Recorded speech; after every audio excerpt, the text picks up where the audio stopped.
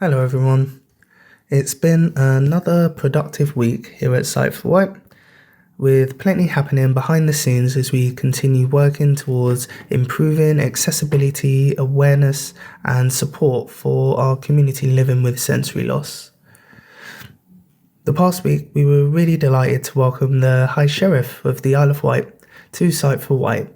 It was a wonderful opportunity to showcase the work of the charity, discuss some of the projects currently underway, and share our ambitions for the year ahead.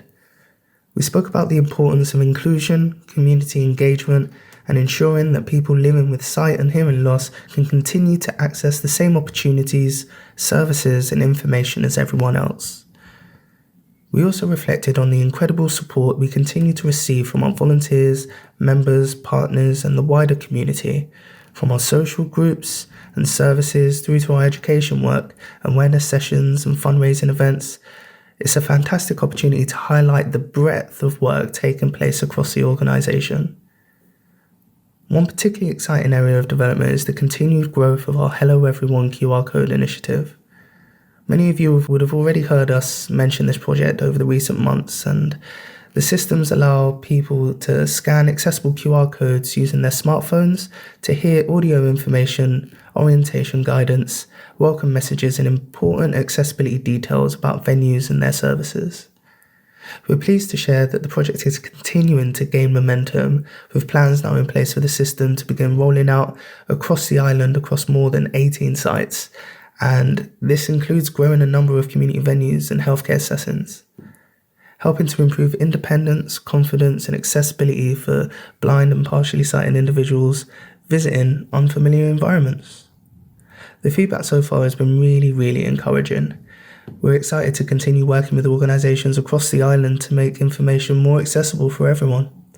And this is another example of how simple technology, when used creatively and inclusively, can have a really meaningful impact on people's daily lives.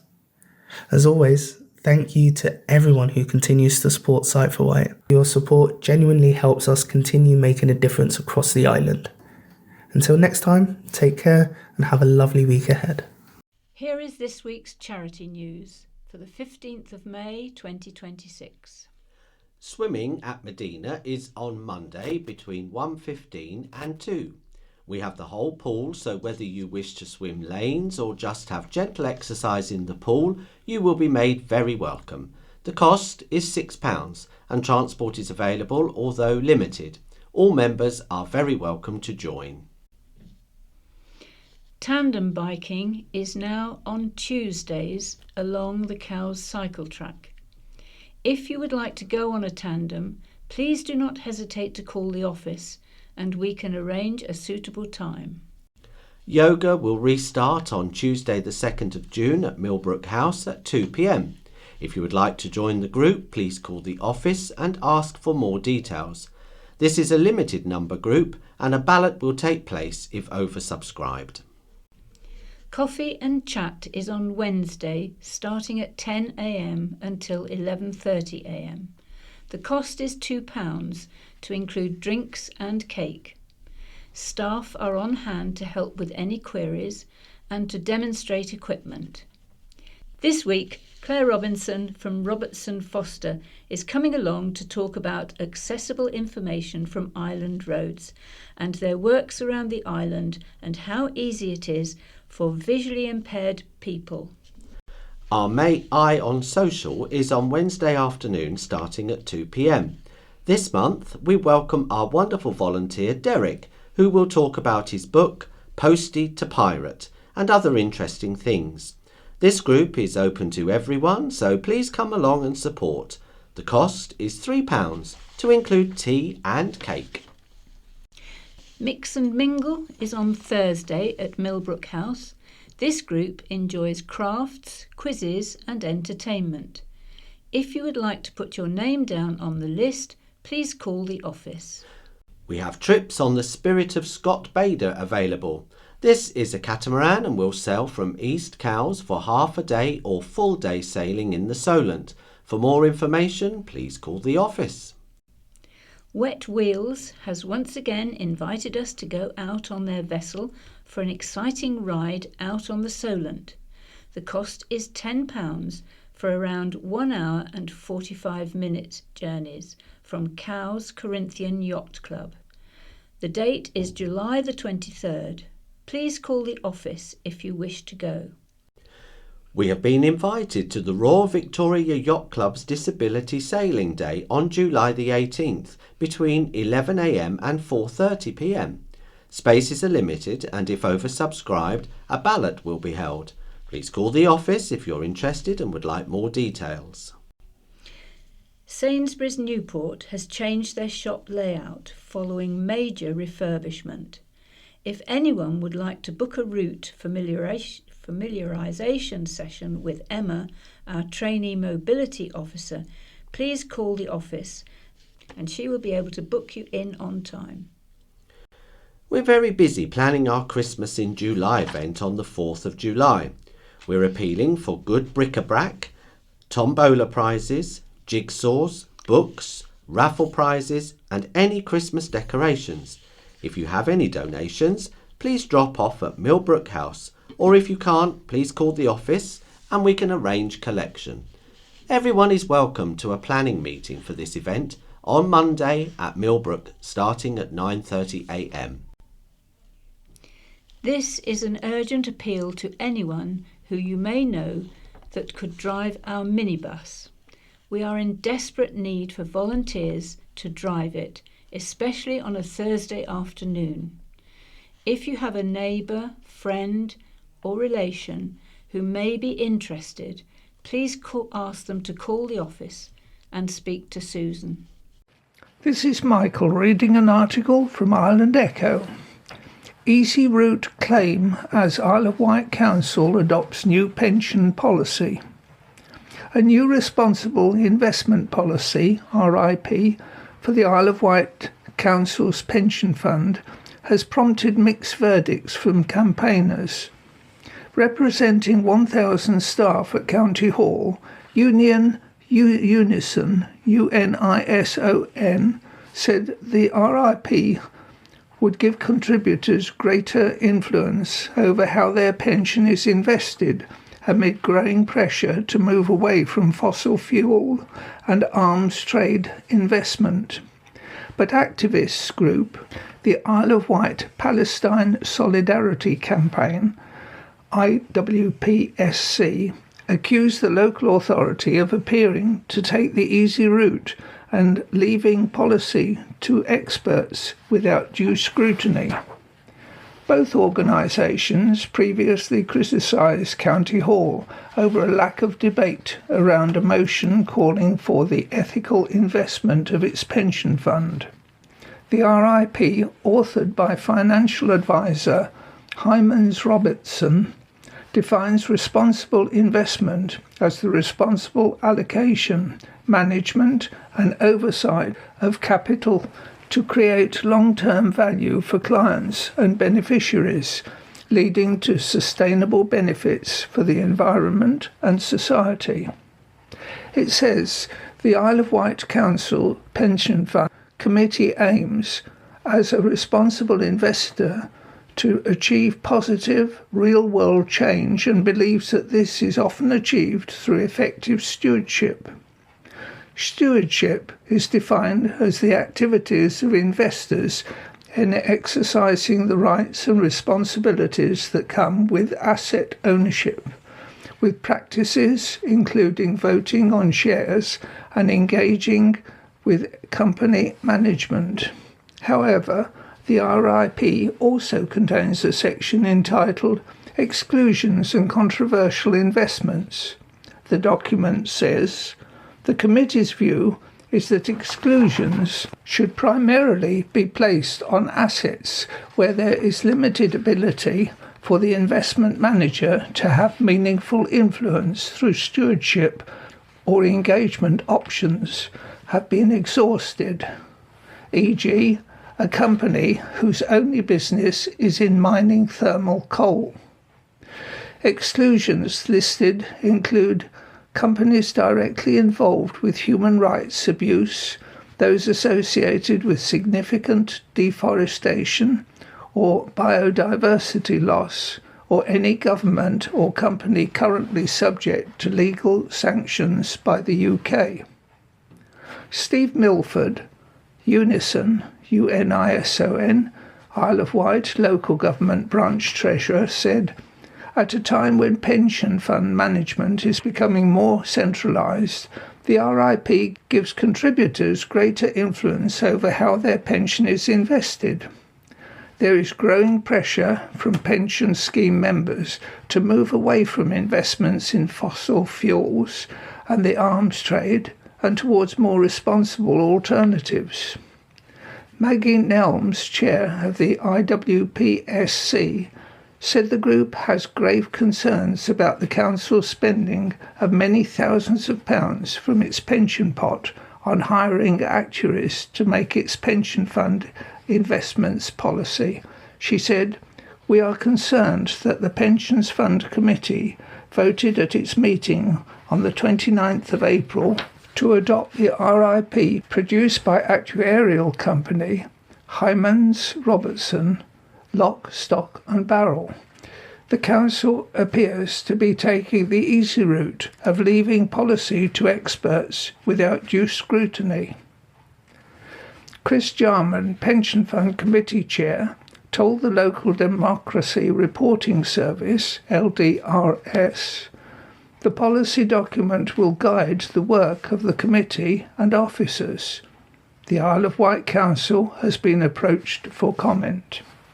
This is Patrina reading from the Island Echo. NHS seeks public view on future of Ireland's urgent care services.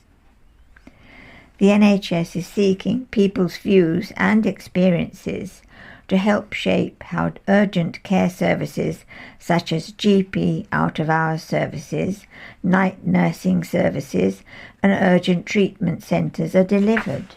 Urgent care services provide medical help when it is needed quickly, but is not life-threatening, offering an alternative to attending emergency departments. NHS Hampshire and the Isle of Wight is reviewing its urgent care contracts as existing agreements come up for renewal in 2028, creating an opportunity to look at how services work together and how people access care.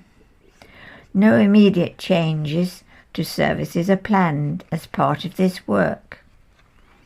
A public survey and programme of engagement events are now underway to gather feedback from local communities. This work will directly influence how urgent care services are designed and delivered in the future. The review covers services in Portsmouth, Southampton and Hampshire, while Isle of Wight services are not up for renewal. Feedback from island residents will help inform future service developments. This work supports delivery of the new 10-year plan and wider national priorities to improve urgent and emergency care, making services easier to access, more joined up, and better able to meet people's needs closer to home. Dr. Tom Bertram, GP and clinical lead for the primary and local care for NHS Hampshire and the Isle of Wight, said, "Thousands of people use urgent NHS services across our area every day, and these services play a vital role in helping people get the right care in the right place. This is a real opportunity for people to influence how these services are delivered in the future. We want to hear what works well as where improvements could be made. The services to be reviewed include the clinical assessment service that sits inside NHS 111. This is where a clinician reviews your case to decide what care you need. Out-of-hours GP services, including face-to-face appointments and home visiting. Night nursing services. A short survey has been developed to gather feedback alongside targeted engagement sessions delivered by Action Hampshire to ensure a wide range of community voices are heard. Dr. Bertram added, while many people receive timely and effective care, the NHS recognises that people's experiences can vary and that some may face challenges accessing services. Feedback is welcomed from anyone who has used urgent care services, including those who may find services harder to access. Alongside the online survey, we are working with Action Hampshire and identifying specific groups within our communities who may already be higher users of our urgent care services, may experience language or access barriers, or carers that have different perspectives on using services. The survey takes approximately 10 minutes to complete, is anonymous and open until Sunday the 21st of June. A survey for health and care professionals to share their experiences of working within urgent care services is also available and open until Sunday the 21st of June. Alternative formats, including easy read, large print, and translated versions, are available on request alongside support to complete the survey. This is Den reading an article from Isle of Wight Radio. Island Biosphere Festival returns bigger than ever with more than 100 events. The Isle of Wight's UNESCO Biosphere Festival is returning for its biggest year yet, with more than 100 free or low-cost events taking place across the island from Saturday the 27th of June to Sunday the 5th of July. Recently named among The Guardian's top 10 UK nature festivals, the 9-day event celebrates the island's unique landscape, wildlife, heritage and communities. Most events are free or low cost, although many require booking due to limited spaces. Organisers say this year's programme is the largest so far, featuring walks, talks, workshops, films, arts, crafts and family activities across the island. The festival opens with Focas Fest at the Wild Heart Animal Sanctuary and includes events from organisations including Hampshire and Isle of Wight Wildlife Trust, Isle of Wight National Landscape, Key Arts and Brading Roman Villa. Festival producer Martha Henson said, "We have been blown away by the island's response to our call for Biosphere Festival events. What an incredible and diverse selection of brilliant things to do." This is Michael reading an article from Isle of Wight Radio. Boost to Landmark Conservation Project returning white-tailed eagles to England. The return of white-tailed eagles to southern England is set to receive a major boost this summer, with additional birds to be released as part of the Landmark Conservation Project centred on the Isle of Wight. Natural England has approved plans for more of the iconic birds of prey to be released, expanding their scheme beyond the Isle of Wight to include Exmoor National Park.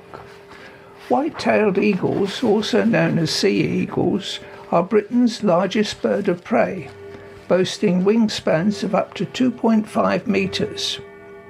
Once widespread across England, the species became extinct due to human persecution, with the last known breeding pair in southern England recorded in 1780.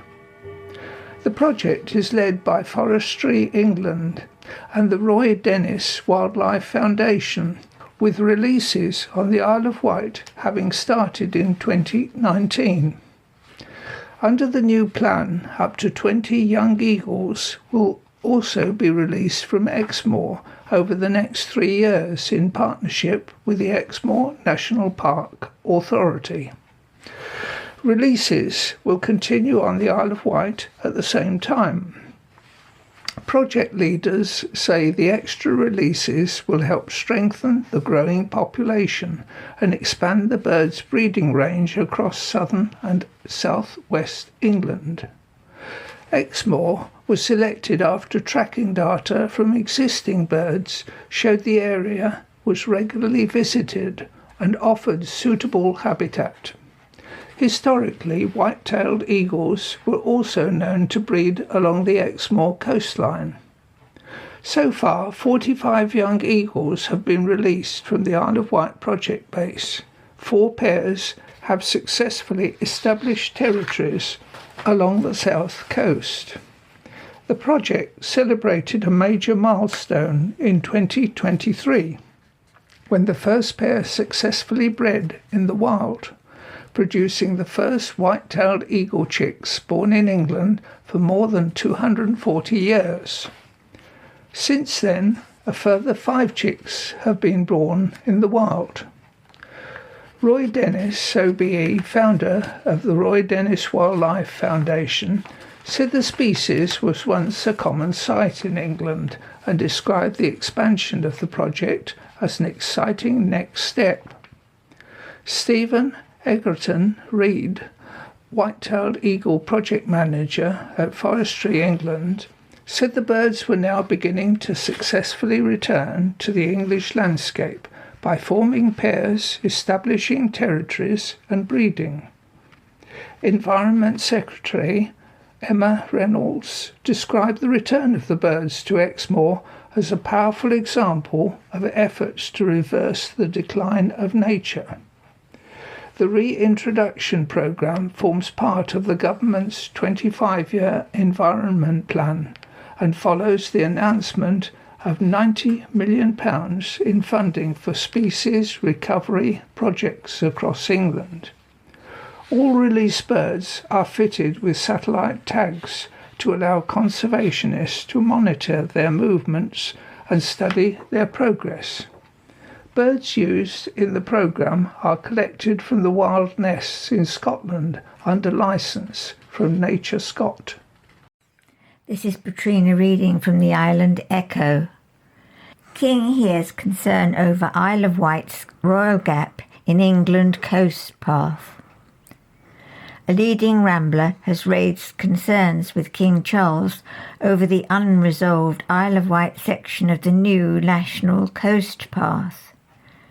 The King Charles III's England Coast Path was inaugurated by the monarch on the 19th of March at Seven Sisters in East Sussex, with the 2,700-mile route now open along around 80% of England's coastline. But on the Isle of Wight, the East Cowes to Wootton section remains unresolved, with campaigners unhappy at proposals to divert walkers away from the coast and along the A3021, avoiding much of the Osborne and Barton estates. Case Ashbrook, Vice President of the Ramblers and General Secretary of the Open Space Society, met the King at the launch event and used the opportunity to highlight the island issue. Kate said, "At some point there was a hush, so I took the opportunity to explain to the King that although the path was brilliant, there was a problem on the Isle of Wight.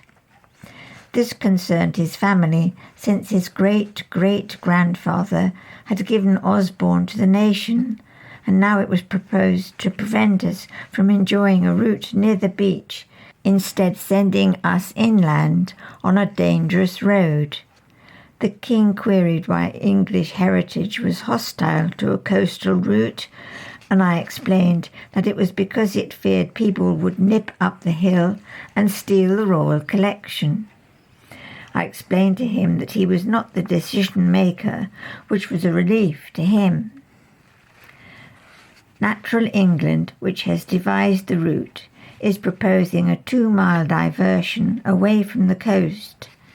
The matter is now expected to be considered by the Planning Inspectorate, for the Ramblers calling for an inquiry so all views can be heard. So far, 3 of the island's 10 sections have opened, with 9 approved. Government mapping was updated in January to show a third Isle of Wight section has opened to the public. The Isle of Wight Ramblers says the path could bring major benefits for residents, visitors, landowners and local businesses, with around 90 miles of coastal scenery to enjoy once complete. The organisation is now urging Natural England, English Heritage, local authorities and elected representatives to support a process that balances public access with legitimate land management concerns. After 17 years of negotiations, delays and consultations, campaigners say the island risks losing out unless a pragmatic solution can be found. This is Den reading an article from the Island Echo. Police trial world-first laughing gas breathalyzer to target drug drivers. A cutting-edge nitrous oxide breathalyzer, believed to be the first of its kind in the world, is being trialled by police across Hampshire, the Isle of Wight and the Thames Valley in a groundbreaking trial. The innovative device is being tested by officers to see if it can be used to detect if a driver is under the influence of this harmful drug. If successful, this could lead to these motorists being prosecuted for drug driving offences. Nitrous oxide, also known as laughing gas or NOS, is a Class C drug under the Misuse of Drugs Act 1971, and offenders could serve up to 2 years in prison for possessing it for unlawful use. Driving under the influence of nitrous oxide is an emerging threat to the safety of motorists on the roads. Its use can cause unconsciousness and even neurological damage or death from suffocation of the oxygen supply to the brain. Tragically, local officers have already seen deaths connected to drivers who were under the influence of NOS. In one of these cases, 3 teenage boys were killed when they were passengers in a car that crashed into a tree along the A415 in Oxfordshire in 2023. The 18-year-old driver was filmed inhaling laughing gas behind the wheel just moments before the crash. Thomas Johnson was travelling at speeds of up to 100 miles an hour before his car hit a tree in the village of Marcham, killing passengers Ethane Goddard, Daniel Hancock, both 18, and Elliot Pullen, 17. Acting Superintendent Emma Hart of the Joint Operations Roads Policing Unit of Hampshire and the Isle of Wight Constabulary and Thames Valley Police has said there is currently no device available that can prove a driver inhaled laughing gas, making prosecution difficult. That is why our forces are leading this testing phase to break new ground and prove these devices can help save lives on our road. As a team, we are always looking for new ways to make our roads safer. Nitrous oxide is a growing issue, especially with young drivers who don't understand the harm it can cause.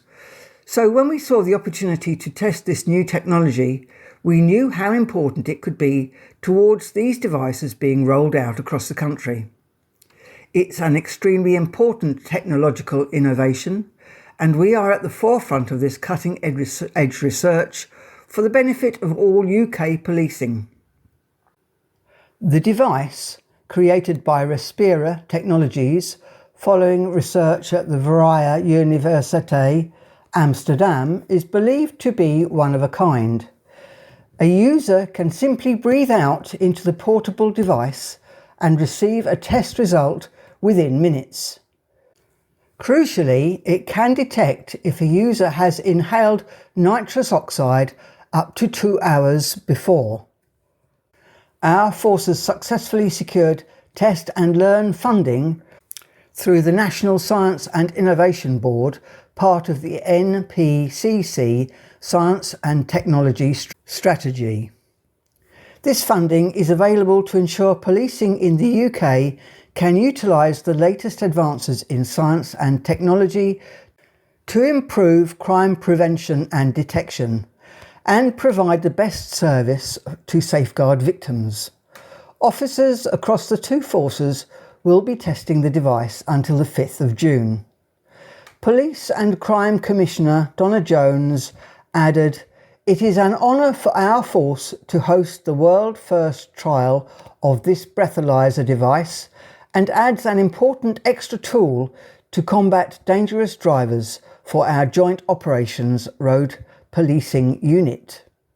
There is a worrying trend around the use of laughing gas by those aged 16 to 25, which was previously undetectable, with drivers under the influence of nitrous oxide putting themselves and others at risk of serious injury or death.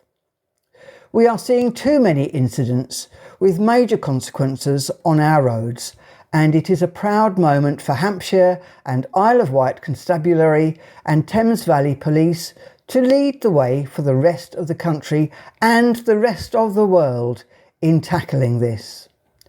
One person's actions behind the wheel can have a devastating impact in a split second, which is why I am focused on supporting road safety projects and proactive roads policing like this to ensure our two countries have safer roads for everyone.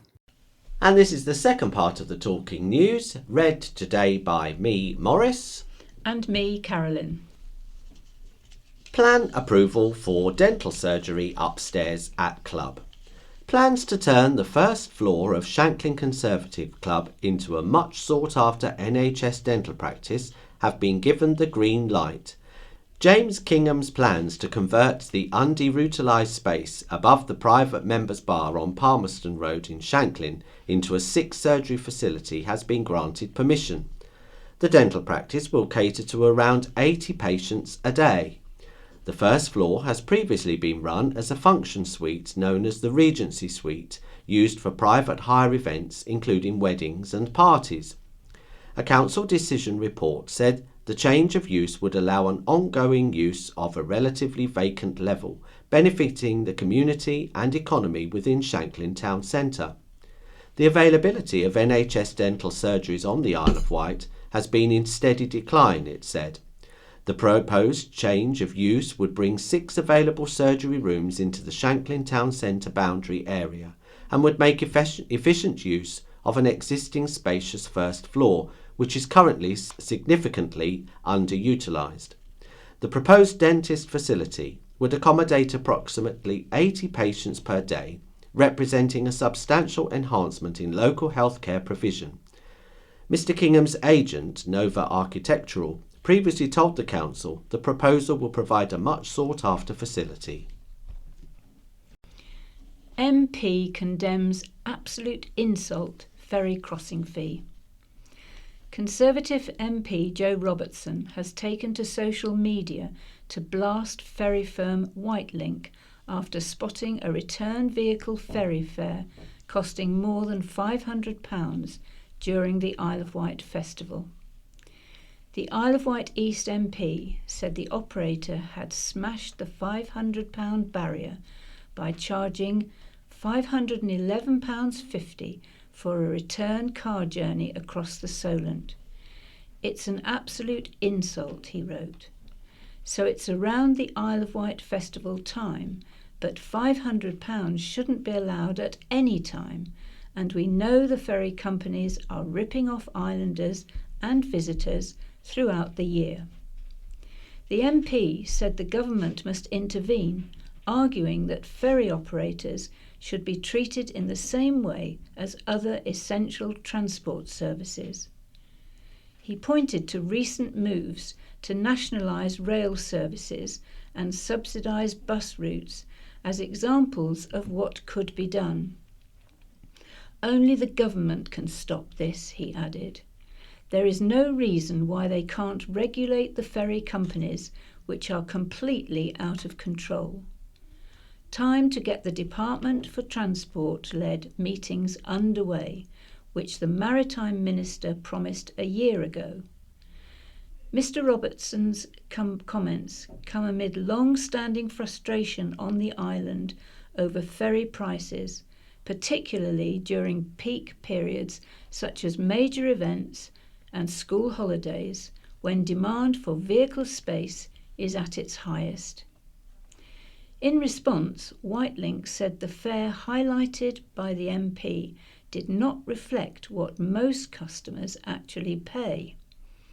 A spokesperson for Whitelink said, "We offer a range of fares, both fixed price and demand-based, including many discounts and special offers, which allows us to provide a frequent, reliable service year-round for island residents, businesses and visitors."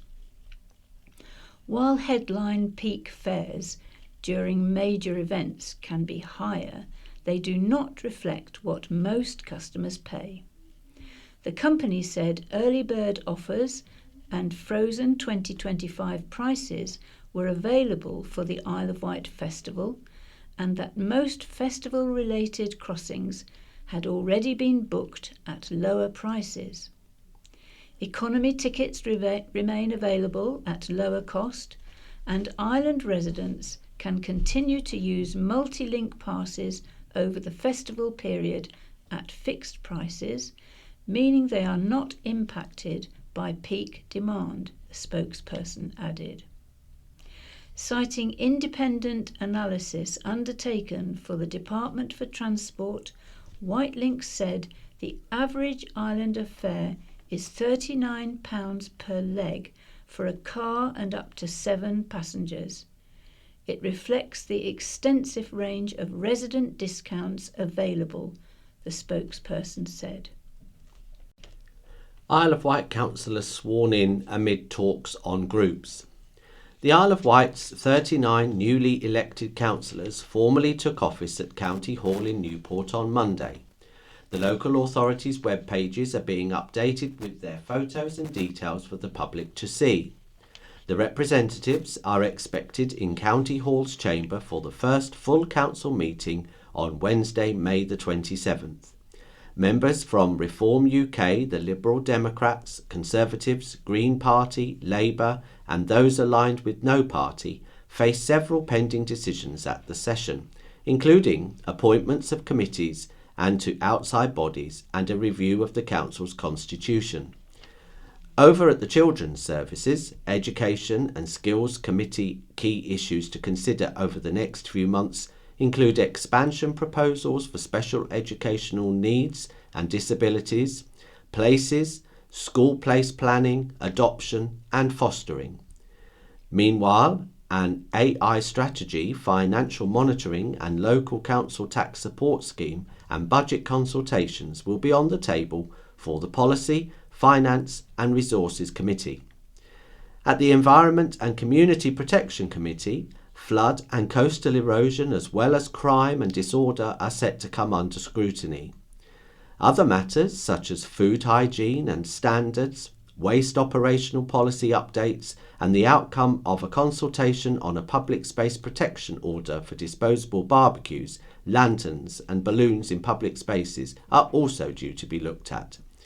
Issues for the Economy, Regeneration, Transport and Infrastructure Committee to tackle include the disposal of underused council car parks and the implementation of the Island Transport Plan.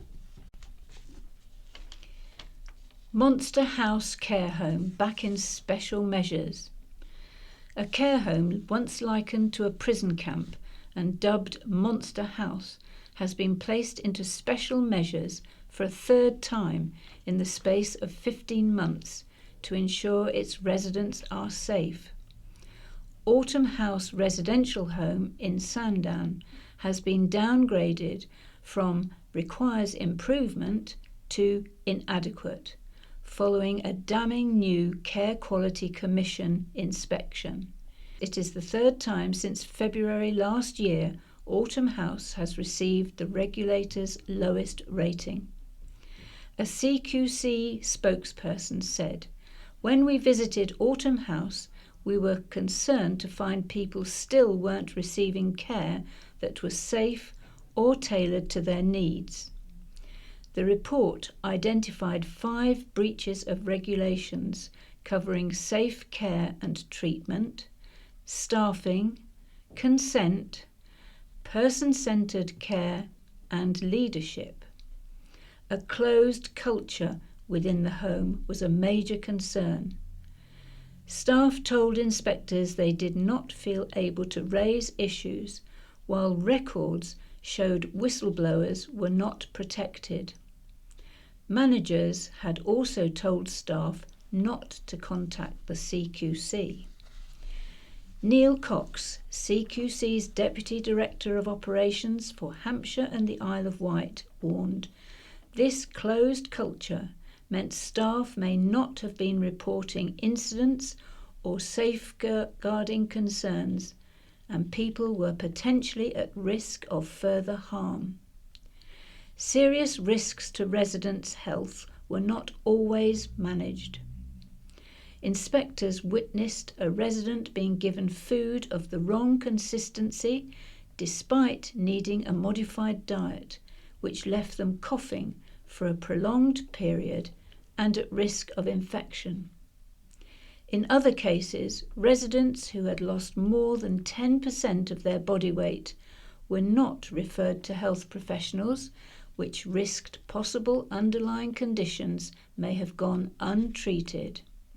Staffing levels were also found to be insufficient.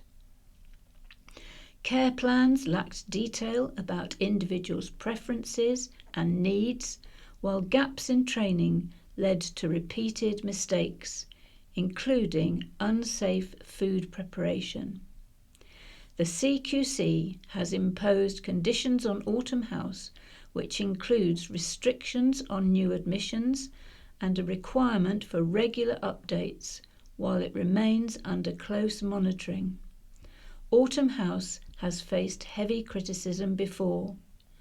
In a previous report, residents and relatives described the home as like a prison camp and even a death camp, while a former employee referred to it as Monster House.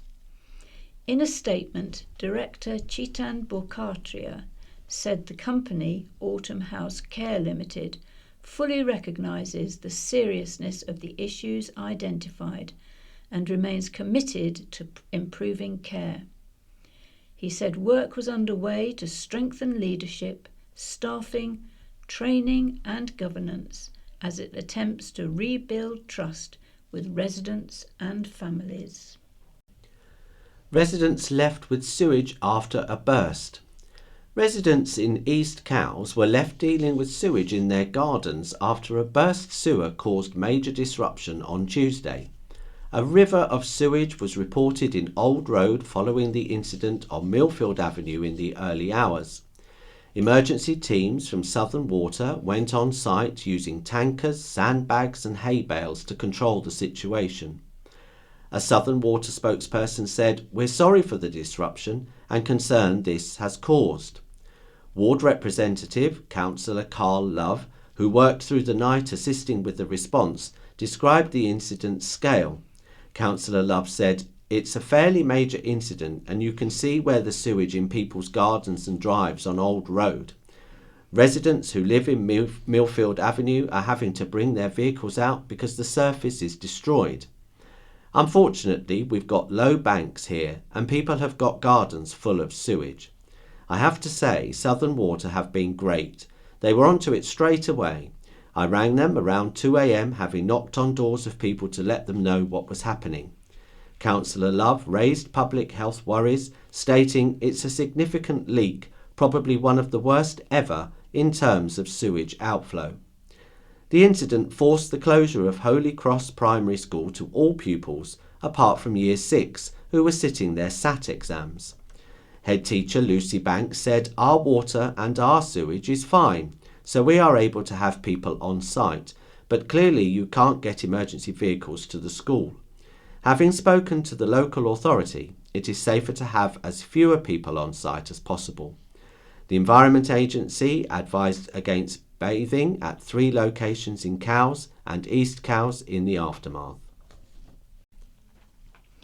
Quay packed for feel-good family fun. One of the Isle of Wight's biggest and most popular spring events, Riverfest, attracted thousands to sun-drenched Newport Quay on Saturday. Visitors made the most of the glorious weather to enjoy a packed programme of family-friendly activities.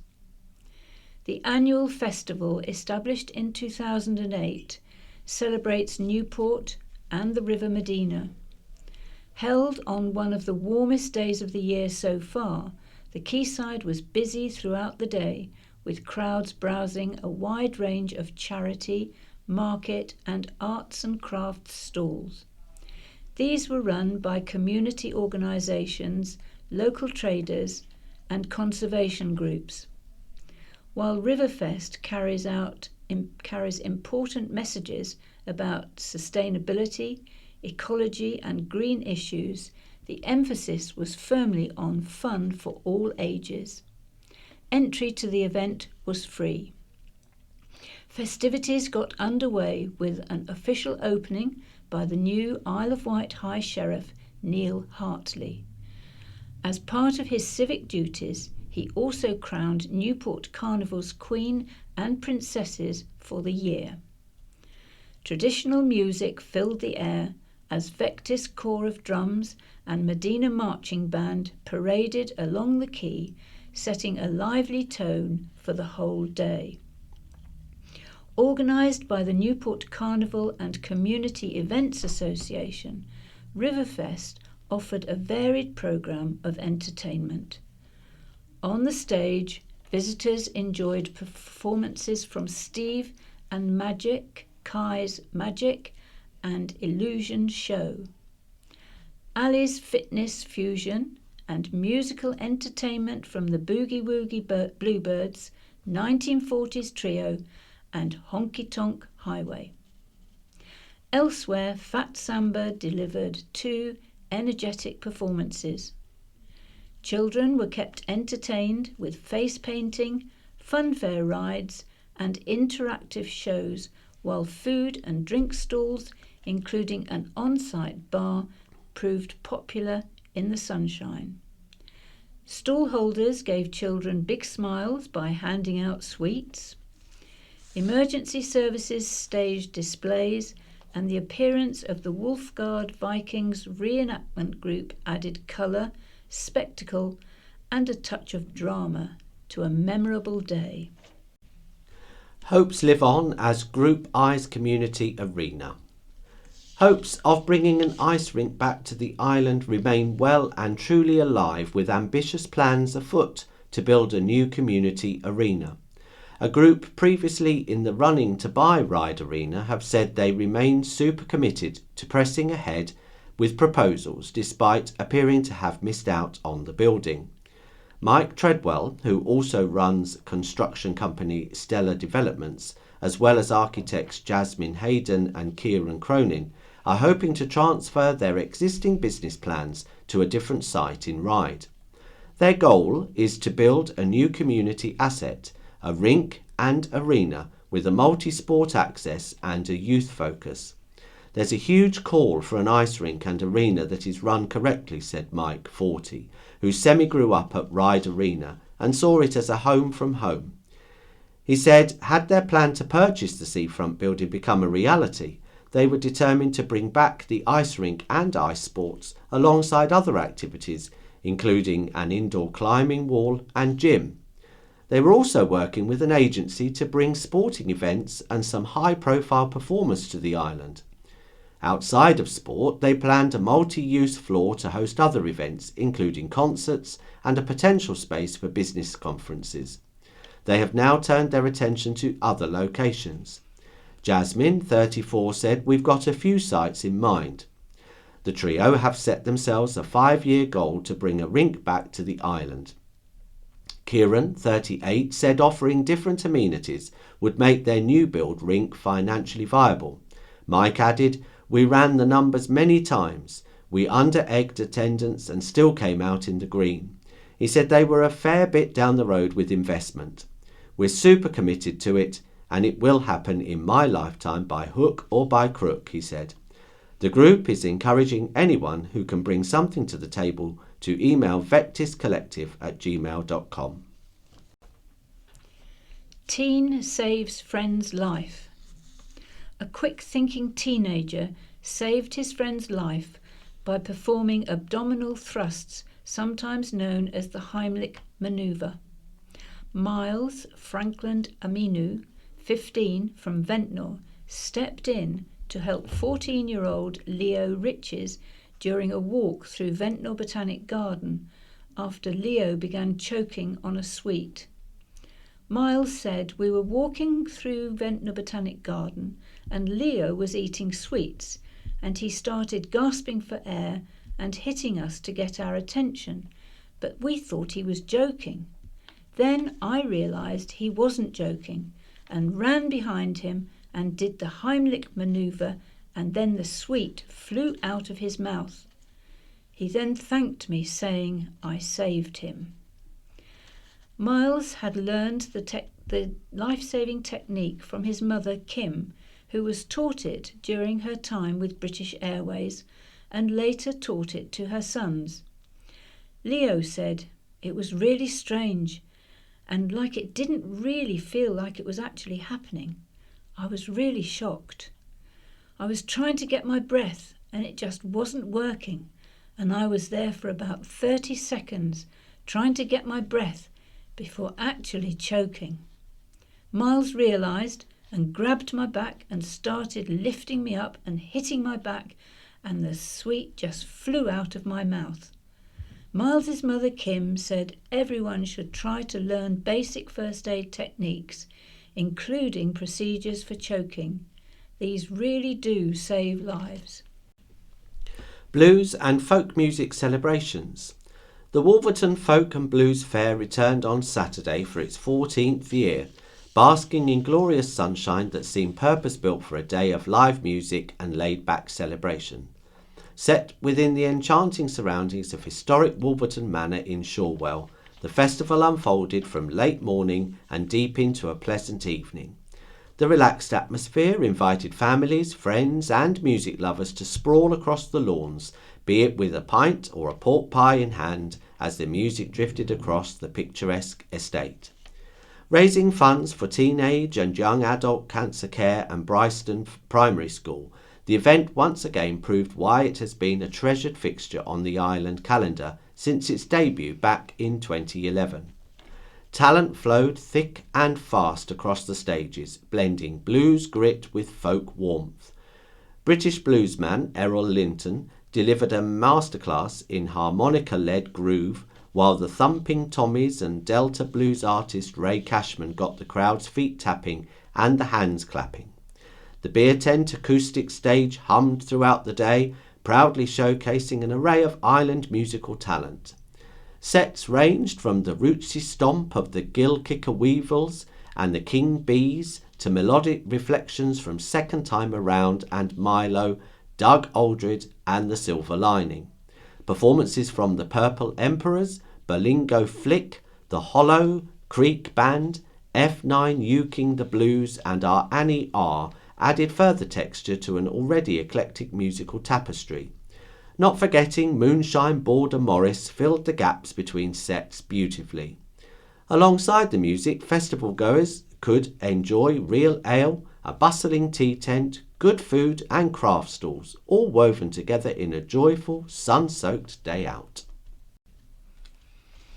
30th anniversary for Electrical Shop.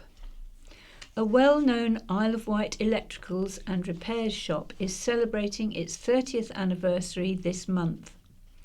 Chris Jones, owner of Livewire Electricals on Orchard Street in Newport, is celebrating 3 decades of trading for the well-known business which sells white goods and completes appliance repairs.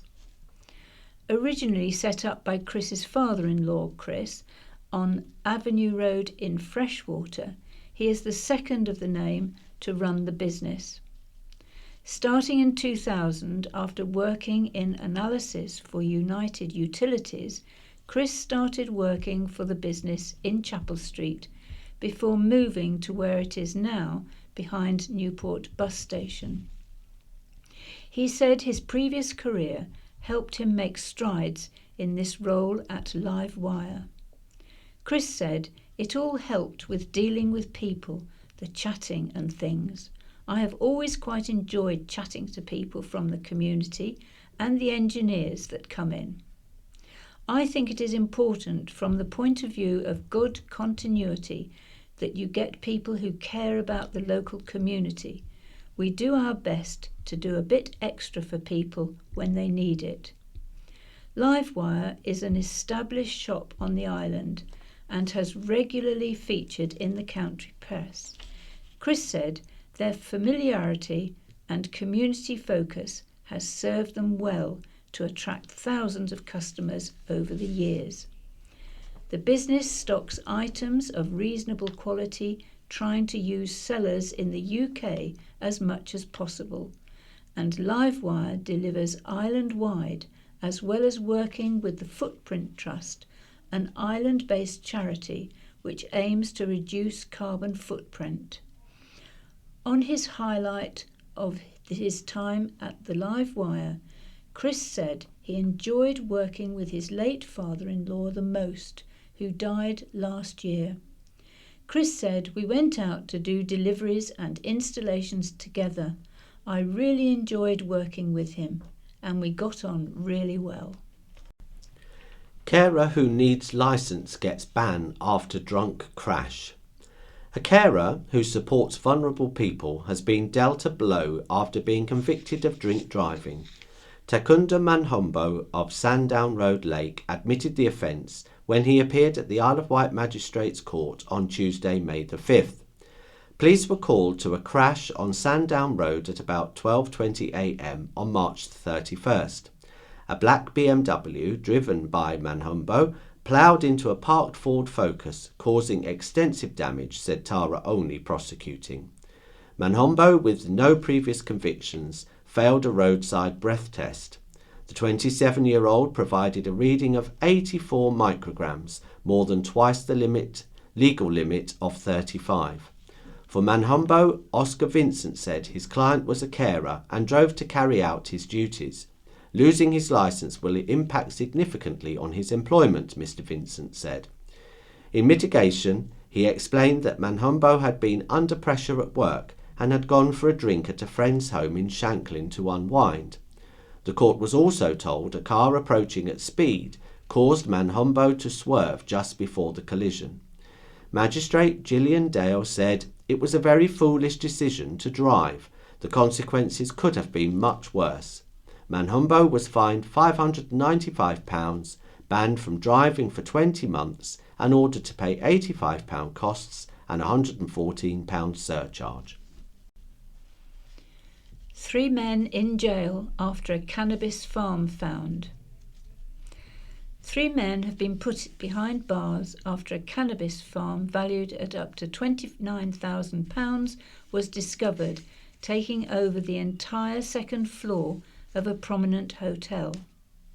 Wayne Newton of the Holliers Hotel in Church Road, Shanklin, appeared for sentencing alongside Artan Uldriaj and Kevin Braco, both of no fixed address, at Portsmouth Crown Court last Friday.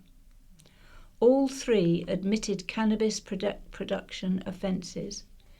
Police executed a warrant at the hotel on December the 23rd last year, discovering 242 cannabis plants spread across the whole of the building's second floor. The setup was described as a high-value production with lamps, hydroponic growing systems, fans and electrical points installed throughout the floor, said Tim Devlin, prosecuting. The value of the drugs was estimated at between £23,000 and £29,000.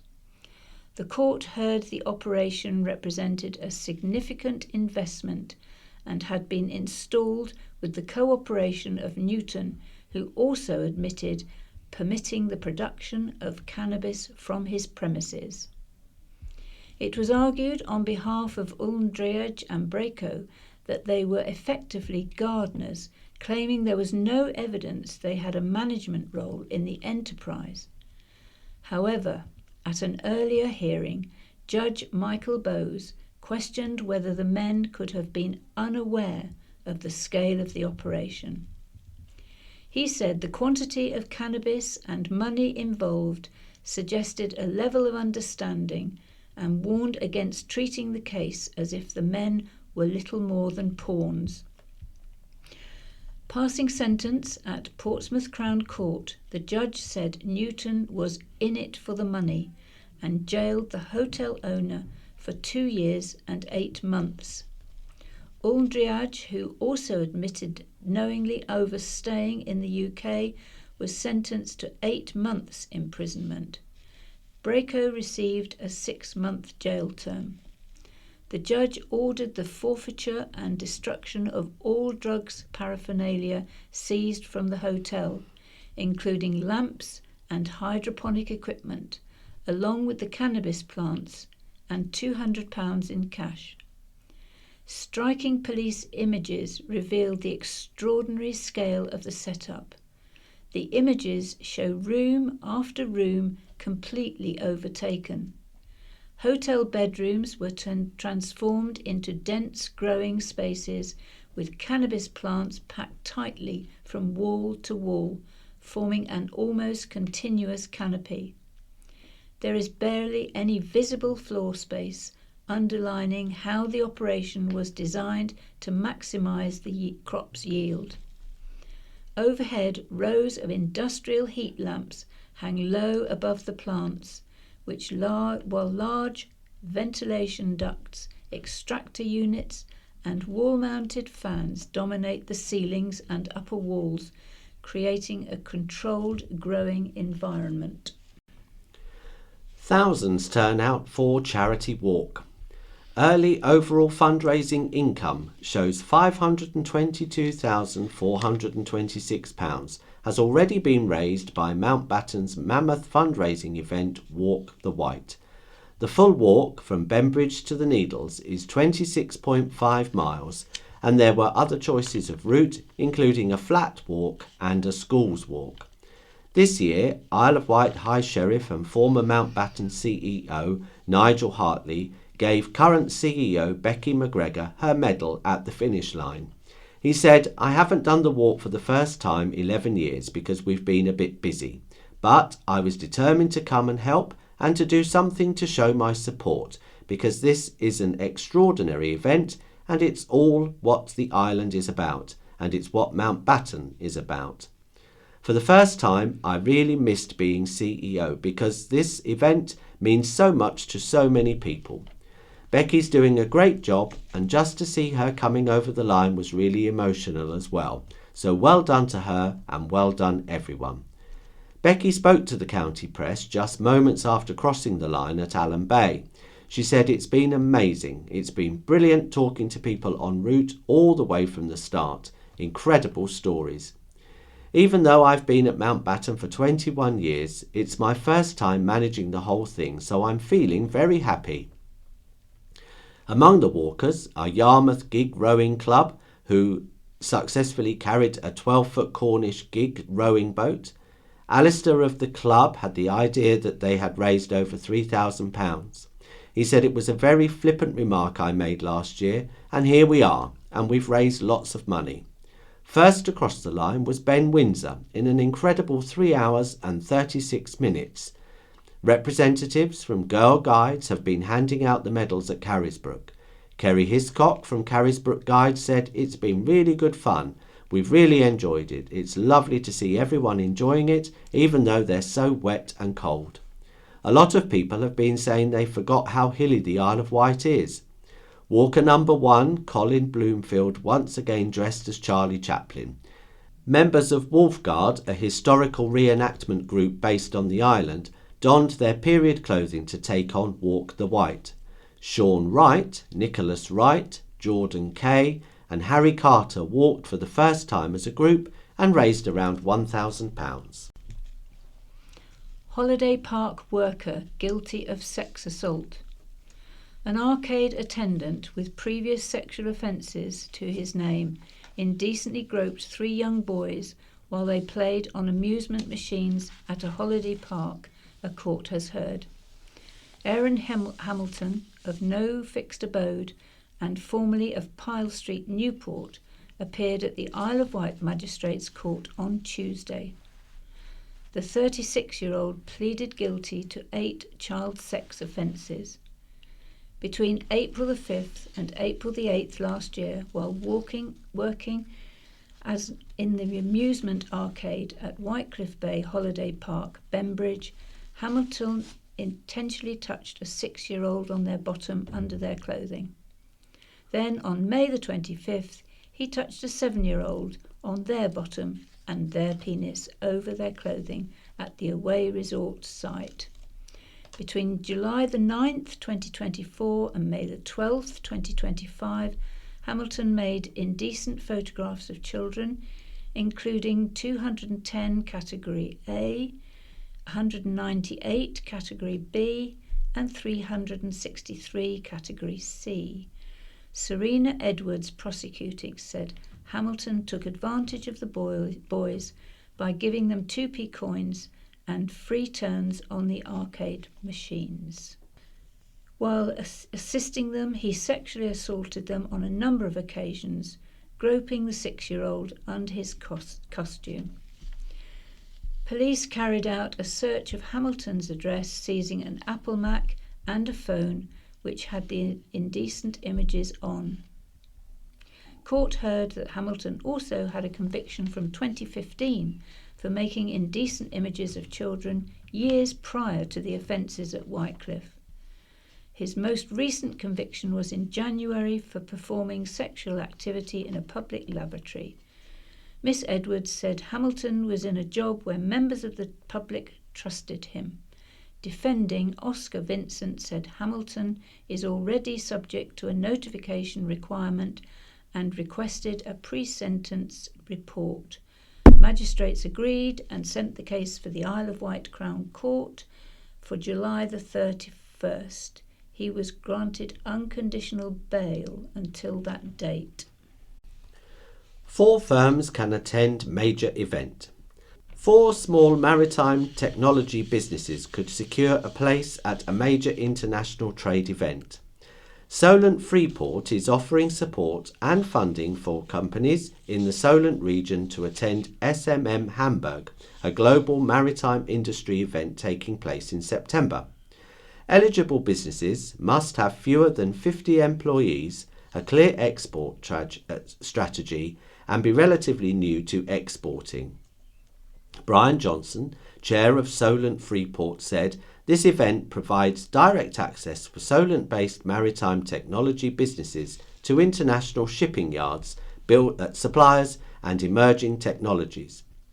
It creates opportunities for export growth, collaboration and visibility in key global markets. Solent Freeport, in partnership with Maritime Solent, will support 4 businesses with professional guidance and grants of up to £1,000. The funding will help cover associated costs for attending the event. The businesses will have a presence in the UK pavilion at the event, which is delivered through the Society of Maritime Industries, and will include a shared exhibition pod. The applications deadline is May the 29th. White storks on island in rare, exciting sightings. The rare sight of white storks spotted flying over the Isle of Wight in recent weeks has prompted excitement among local birdwatchers and wildlife enthusiasts. The large and distinctive white and black birds are still relatively unusual on the Isle of Wight, making each appearance a noteworthy moment for residents and a genuine treat for keen twitchers. Recent reports include a group of 3 storks in trees and at the top of buildings along the island coast. Storks fly far and wide to feed. Omnivores and opportunists, they seek out small mammals, earthworms, snails, crickets, and other large insects in water meadows, grasslands, and arable fields. The birds, which are ringed, are thought to be linked to reintroduction efforts at the Knepp estate in West Sussex, where white storks are now breeding successfully. While sightings remain infrequent, they reflect a wider resurgence of the species across southern England, according to the Knepp Rewilding Project. As the stork population grows, some birds are ranging further along the south coast, with the Isle of Wight conveniently placed along their travel routes.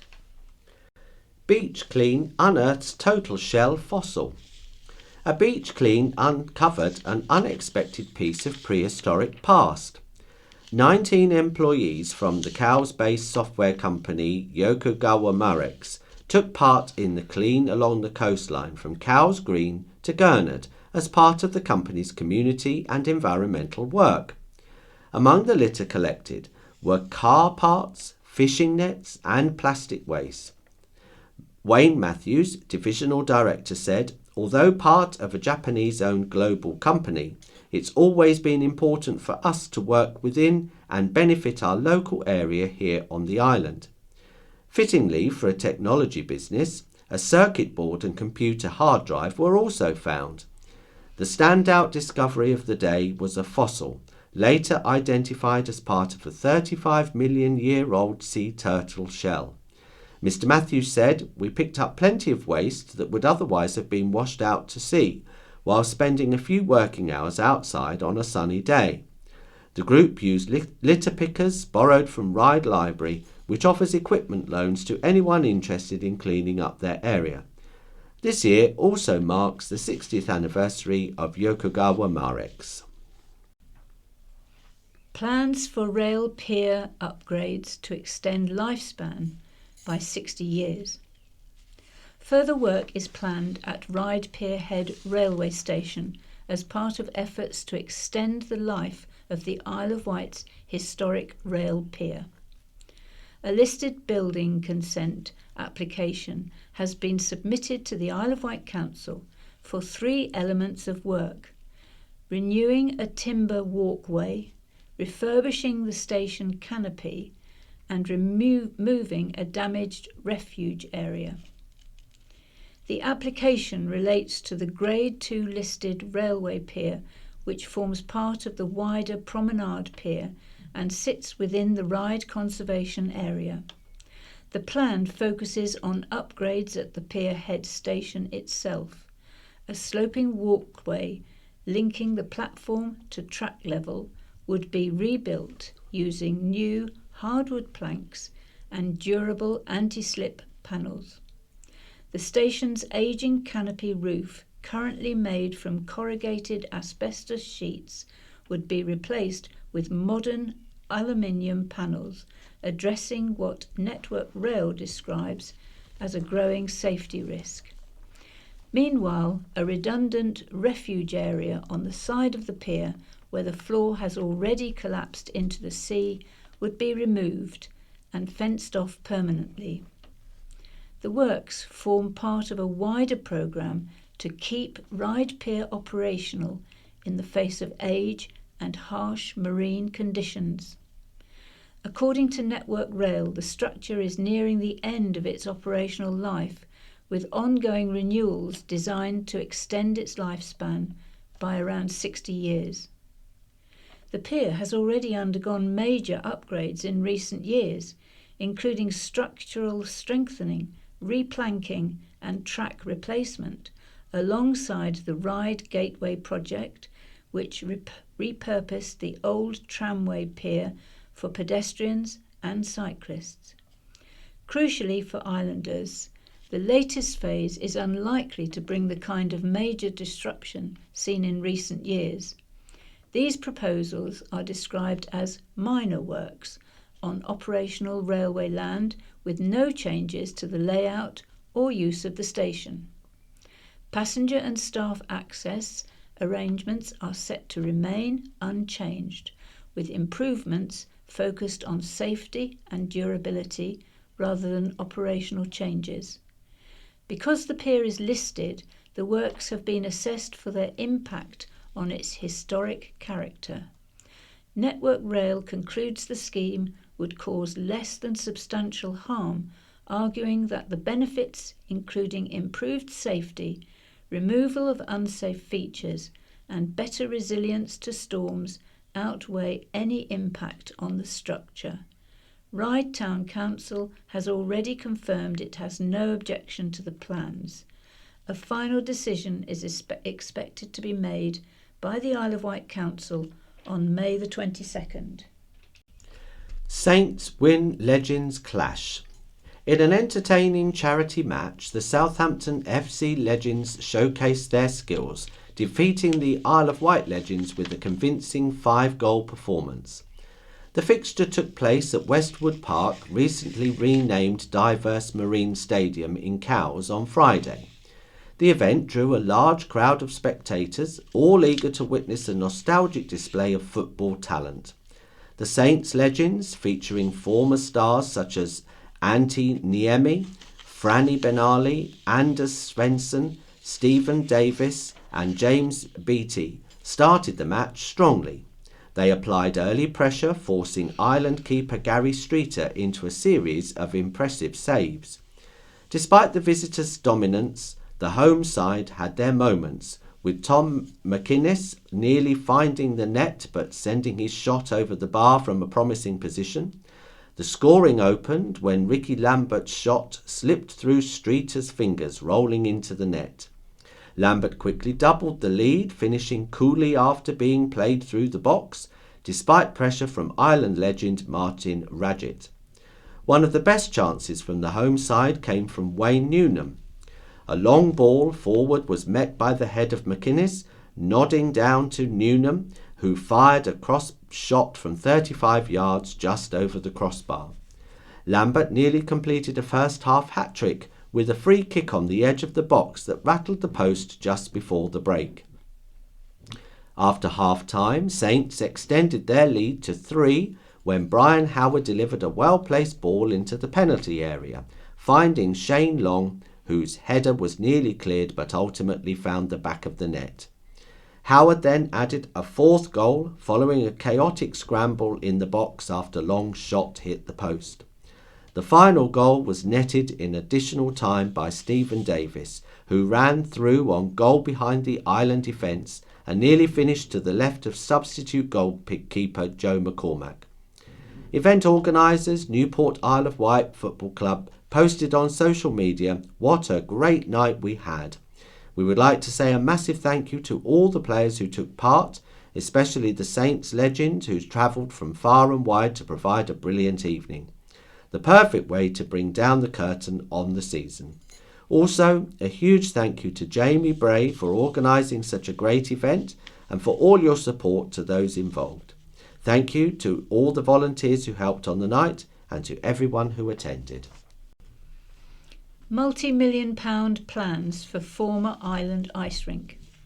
New life could be breathed into the island's former ice rink as its prospective new owners unveil exciting multi-million-pound plans to bring a paddle court, climbing walls, new cafe and restaurant to the derelict building. Ryde Arena, which has sat empty for the past decade, is on the verge of being sold to Group Arena Developments, the county press can reveal. Plans for the arena do not include reopening the ice rink, but the group hopes its proposals centred on racket sport paddle will revitalise the building and, most importantly, make it sustainable going forward.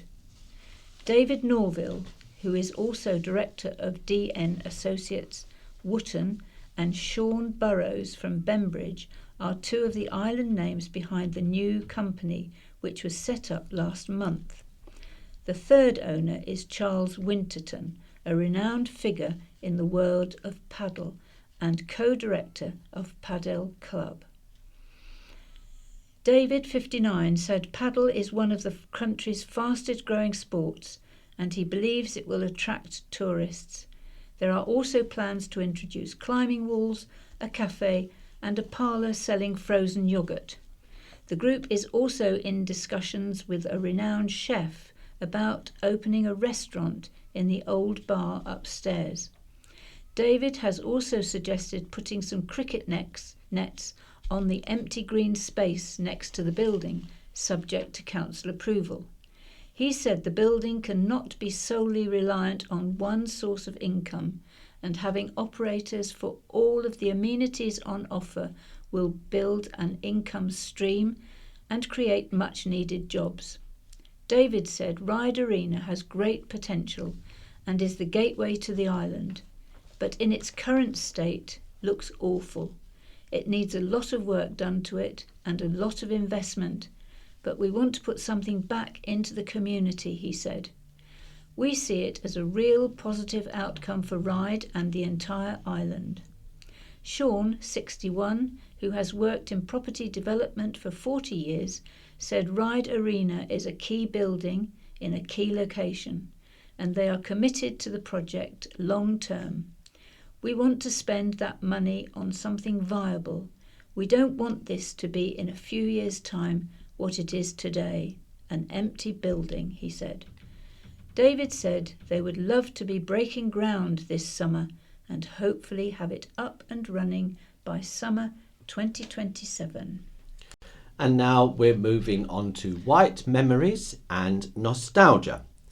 The headline reads, Changing the Way the World Kept in Touch. Today we can sit at home, tap a few buttons and communicate with people all over the world. How things have changed in 200 years. In 1826, even posting a letter was a difficult enterprise, and for many a rare occurrence. Messengers on foot or on horseback carried written or verbal information. There was a postal service, but it was very expensive. In 1826, Rowland Hill suggested cheaper improvements. The main reason for this was to keep families in touch. If a man left home to find work, his relatives might never hear from him again. Hill reasoned that a cheap postal service would improve kinship ties, trade, education and literacy, so be good for the country. When she became Queen in 1837, Victoria endorsed this and the penny post began in January 1840. In 1848, the Electric Telegraph Company opened offices in London and the big cities using wires and Morse code.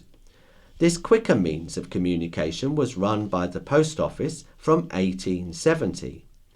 George Warren was appointed court telegraphist for the royal household. He was experienced in telegraphing in French and German and as well as English, and was paid a special salary of £154 a year, rising to £210 by the time of his death in 1896.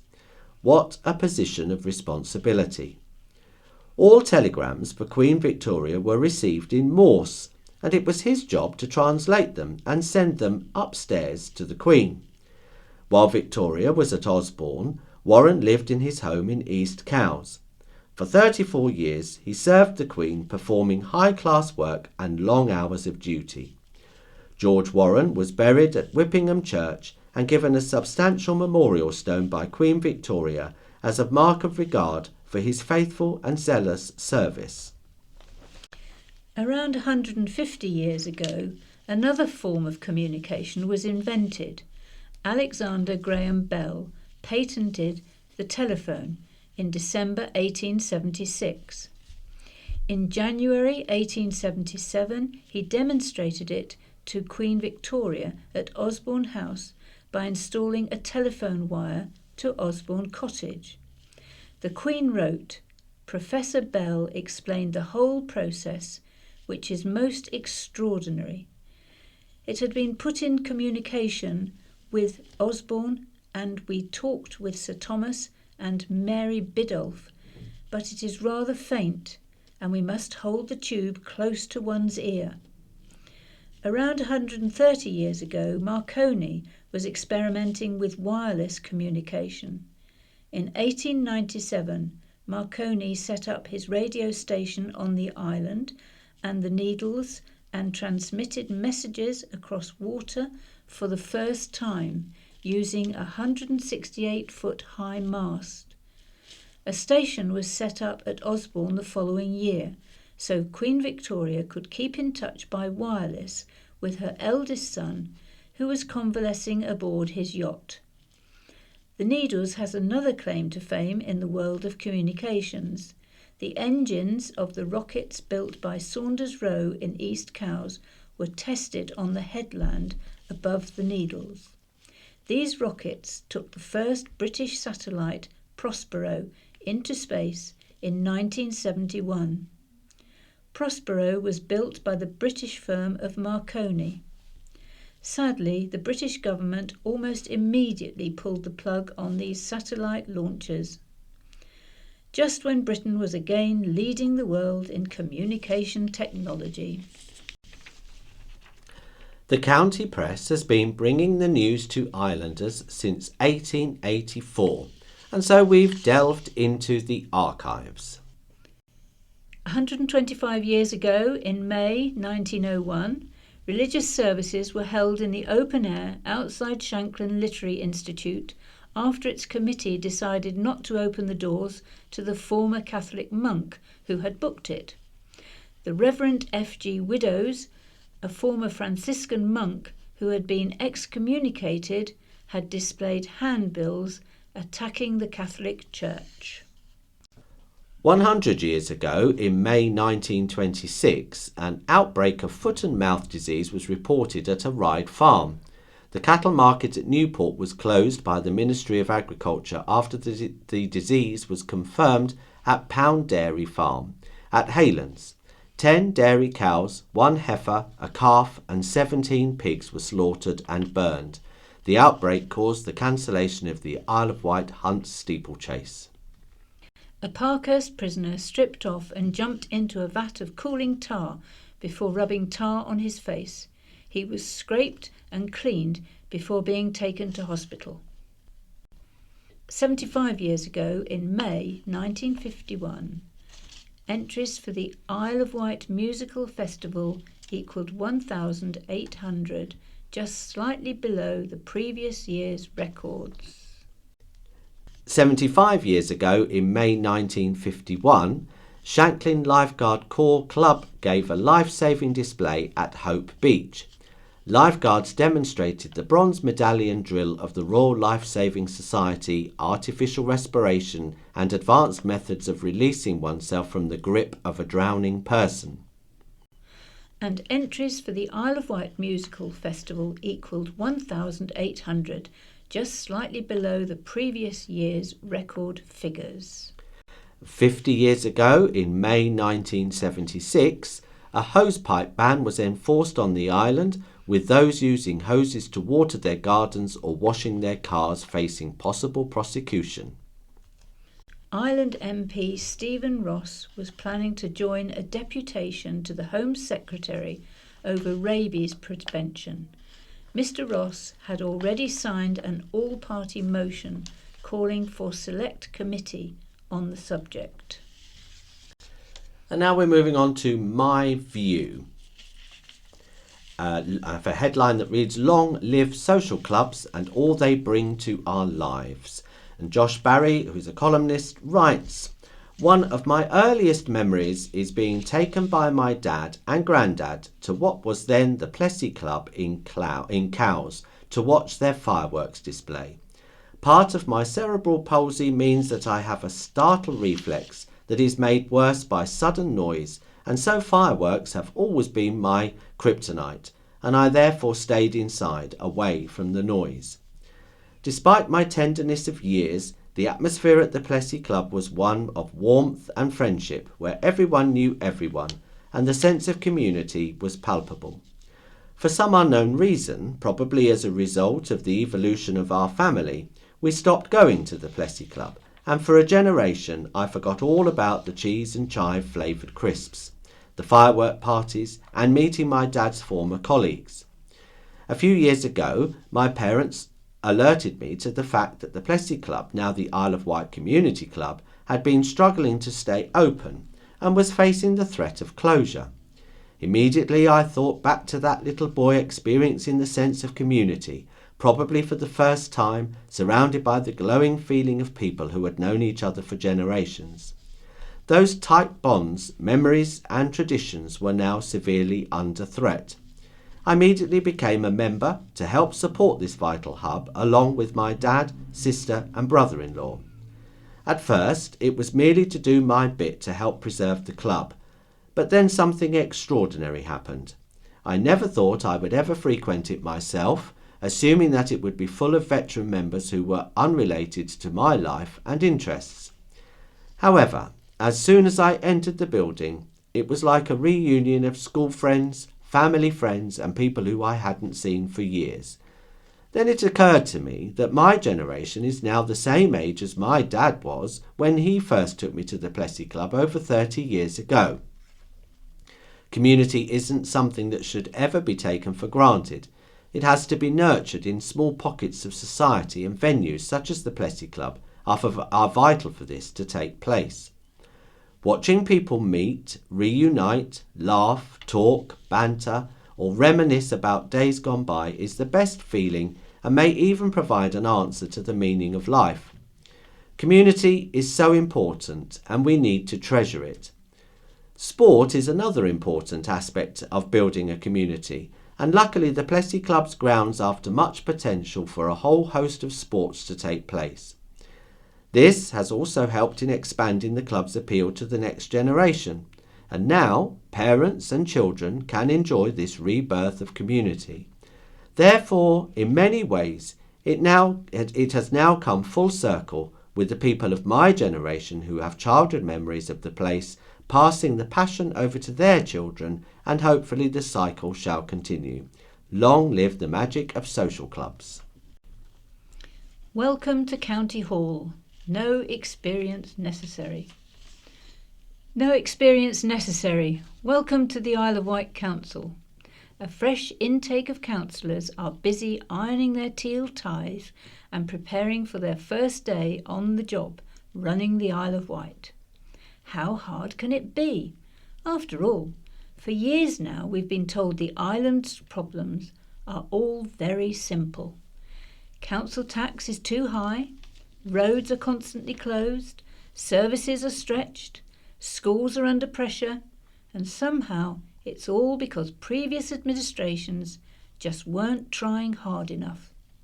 Apparently, all you need is a bit of good old British common sense. It's easy. You just lift up the bonnet at County Hall and bam, there's all that spare money everyone's been hiding. Don't worry, kids.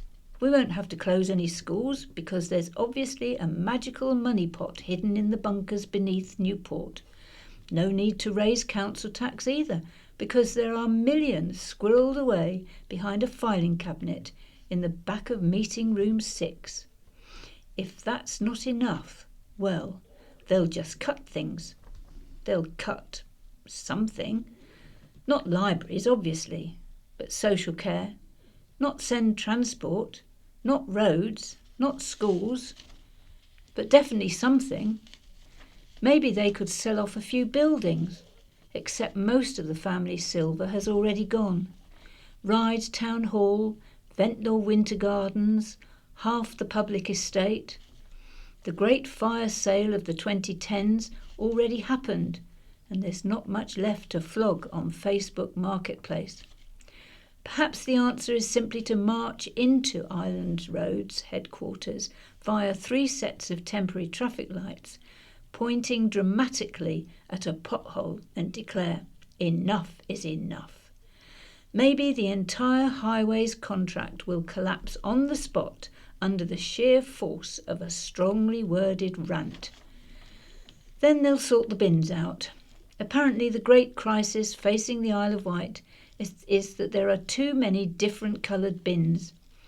under the terrifying woke regime of the previous administration, we somehow ended up separating recycling like every other council in Britain. The new lot will simplify it. One bin, or maybe no bins at all, because eventually they'll discover waste collection costs money too. That's the thing about opposition politics. Everything sounds easy when you never have to make the decisions. It's easy to rant about potholes, migrants, Keir Starmer, and a woke nonsense over a pint. It's much harder when you suddenly inherit a budget crisis, statutory obligations, and an email from Adult Social Care marked urgent. You can promise to slash waste without saying where the waste is. You can vow to protect services without explaining how they'll be funded. You can insist there's loads of money being squandered somewhere, somehow, by someone, without ever producing a spreadsheet. And now comes the difficult part, reality. Now, this is not to say previous administrations got everything right, far from it. But many councillors, regardless of party, work extraordinarily hard for their communities. Local government is less about ideological grandstanding and more about answering emails about potholes, housing repairs, and missed bin collections at 11 o'clock at night. It turns out there isn't actually a shortcut to caring about your community. It's social care budgets, send transport, temporary accommodation, adult safeguarding, sewage infrastructure, contract law, government funding formulas, services that cost millions and still somehow aren't enough. The truth is that councils across the country of every political colour are buckling under the same pressures. Rising demand, shrinking grants, and decades of governments passing responsibilities down to local authorities without passing down the money to pay for them. But on the island, we seem particularly addicted to the idea that everything would be fine if only the right people were finally running it like a business, as though a council is basically the same thing as running your local pub.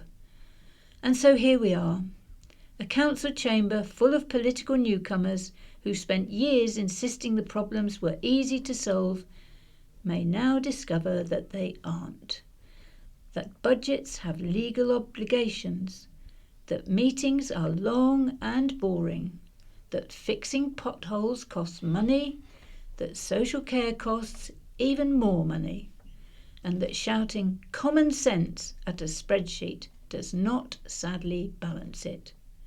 Of course, there's always the possibility that instead of tackling any of this, they simply pad about meetings with the Lord's Prayer, a rendition of the national anthem, and a quick viewing of Nigel Farage cameos until there's no time left to do any actual work.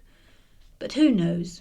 Perhaps they really will find the secret vault of hidden cash that every wannabe politician promises exists.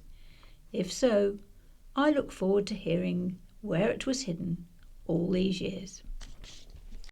Moving on now to public information, and this is latest scam tricks doing the rounds. And Sally Ash writes the Isle of Wight Against Scams Partnership, which is known as IWASP.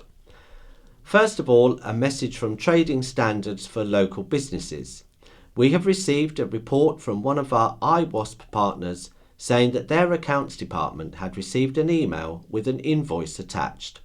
Fortunately, this was identified as a scam and reported to the appropriate authorities. If you are responsible for paying invoices within your business, please make sure that they are genuine before processing. If you are keen to keep your business safe from scams, check out www.friendsagainstscams.org.uk/businesses against scams. Be wary if you receive a call from somebody claiming to be an energy provider. If you are unsure if this is your actual provider, contact them to check.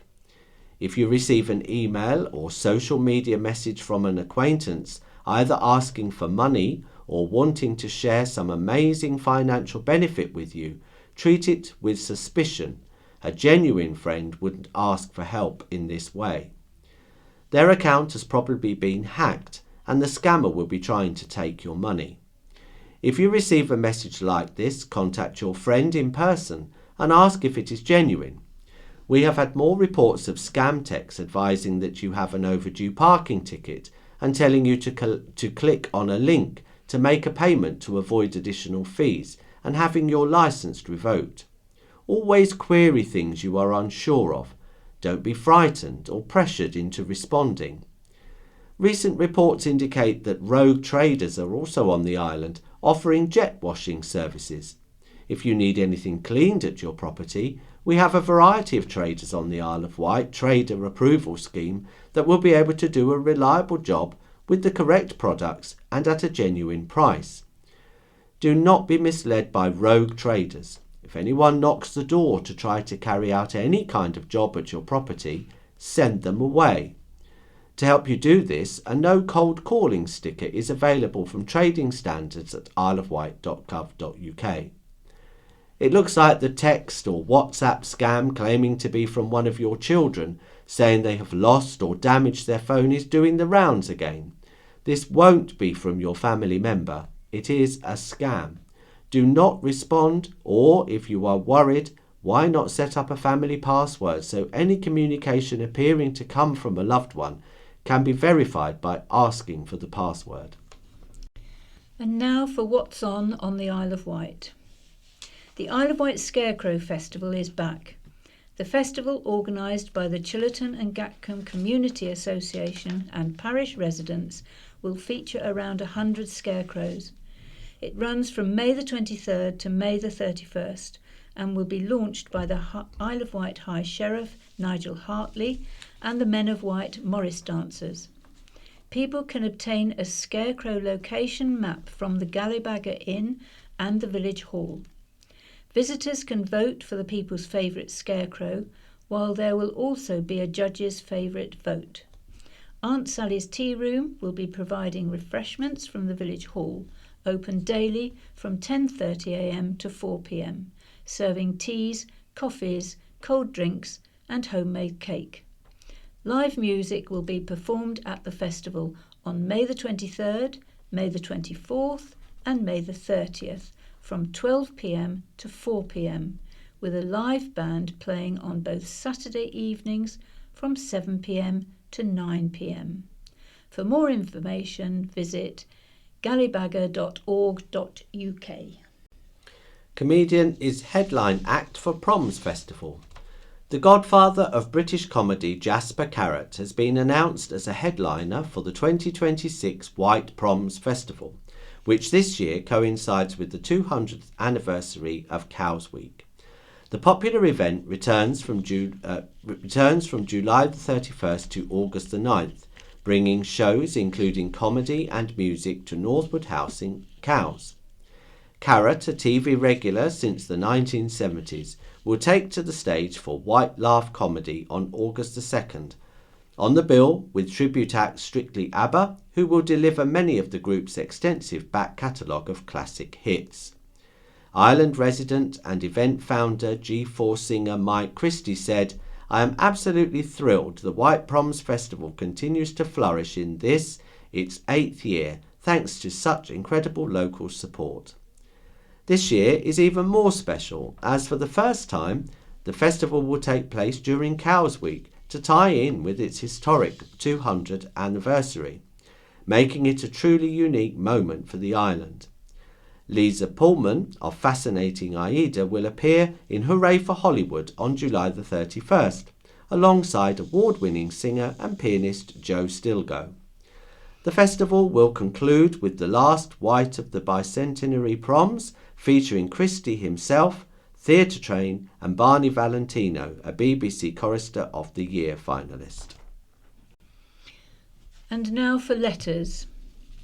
This one from Terry Fisher of Limerston. Loos, most of them are shut for repairs as vandals have smashed them up.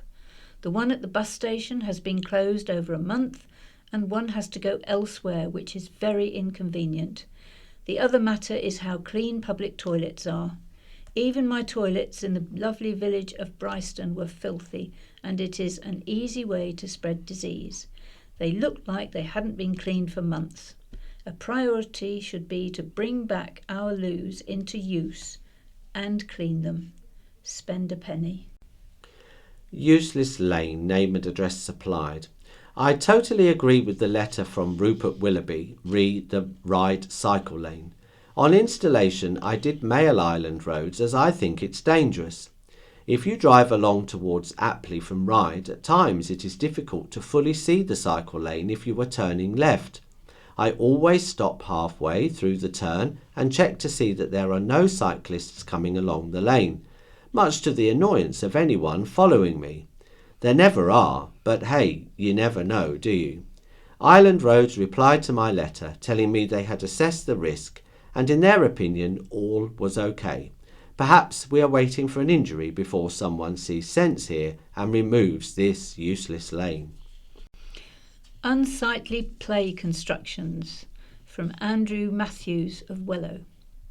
May I add my voice to the chorus of dismay expressed at the intrusion of unsightly play constructions at Fort Victoria, Yarmouth. This special area once afforded an uninterrupted view of the coursing tides through the Needles Channel and the Hurst Spit and Lighthouse. We are now faced with two poorly positioned and complex structures, together with an ugly wooden fence which devalued this cherished setting. The once seamless view from land to sea and sky has been utterly compromised by ill-conceived, man-made intrusions which detract from the natural beauty and aesthetics of this location. Whilst applauding the provision of a play facility for young people, decisions regarding the siting of such features to minimise potential eyesore issues should be paramount and subject to detailed assessment and discussion before implementation. Other nearby sites would be less impactful. We still await the re-establishment of the wonderful viewing gallery on top of the fort, which has afforded visitors and residents such iconic Solent views, especially of the Round the Island race. Wouldn't maintenance of this have been a better investment for the benefit of all? I sincerely hope there will be further discussion of the impact assessment of this new development. To quote King Charles's words, a carbuncle on the face of a much-loved friend. Dennis Rumbold of Lake writes, not fit for purpose. If there's something May's local elections made clear, it's that Britain's first past the post voting system is not working. On the Isle of Wight, Reform UK got 31.9% of the vote, but won around 49% of the seats. Similarly distorted results were seen in councils across the country.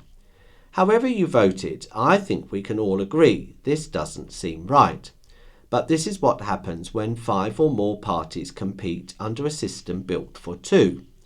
At the 2024 general election, Labour won a landslide majority with just 34% of the vote. Unless we change the system, 2029 could deliver a government with even less public support, or one formed by a party most of us actively voted against. Most of the world's stable democracies use forms of proportional representation. This means that the proportion of votes a party wins translates fairly to the number of seats it gets. It's never been more evident that FPTP is not fit for purpose. It's time to replace it. And this is echoed by Andrew Grand from Carisbrooke.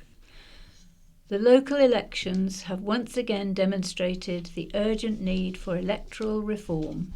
One would hope that a democratic election system would produce a council which is broadly representative of the views of those who voted. Sadly, our first-past-the-post system has not, just as it distorted the views of the voters in the country at the last general election. With 15,340 votes, Reform won 32% of the island's votes, but it won 19 council seats, 48.7%. This is a gross over-representation of councillors, just as the number of Labour MPs in Parliament is a gross over-representation of the vote achieved by Labour in 2024. The most underrepresented party on the council is Local Conservative, whose 8,840 votes, 18.5%, produced only 2 councillors, 5.1%. In individual seats, the most unrepresentative is Shanklin Central, whose Reform councillor was elected with only 29.6% of the vote. Adding the 2 Shanklin seats together, Reform achieved 882 votes, but that 33.7% gave them both council seats, leaving nearly 2/3 of Shanklin voters unrepresented. We have elections nationally and locally which purport to be democratic, but which produce results that do not represent the political views of the people.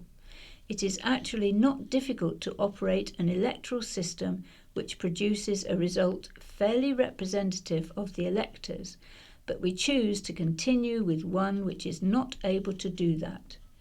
Politicians then lay claim to mandates which they clearly do not have. Unless the voting system is changed, the next general election will certainly produce a result which is unrepresentative of the votes of the country. We are likely to end up with a government supported by less than 1/3 of the voters, quite possibly with fewer votes than any other party, which has happened before in 1951 and 1974. How many seats in Parliament 1/3 of the vote would produce is anybody's guess. It would provide a landslide or a minority government. The voting system we cling to is essentially what was considered suitable when only a few rich men had the vote. It has endured for centuries, but becomes more inadequate with every election. Yes, proportional representation would require those elected to cooperate in order to govern, whether at a local level or nationally. But is cooperation and respect for others a bad thing? Penny Deerham of Wroxall writes, "After living in Wroxall for 3 years, I have come to realise something. Before moving here, I had heard the tired old jokes.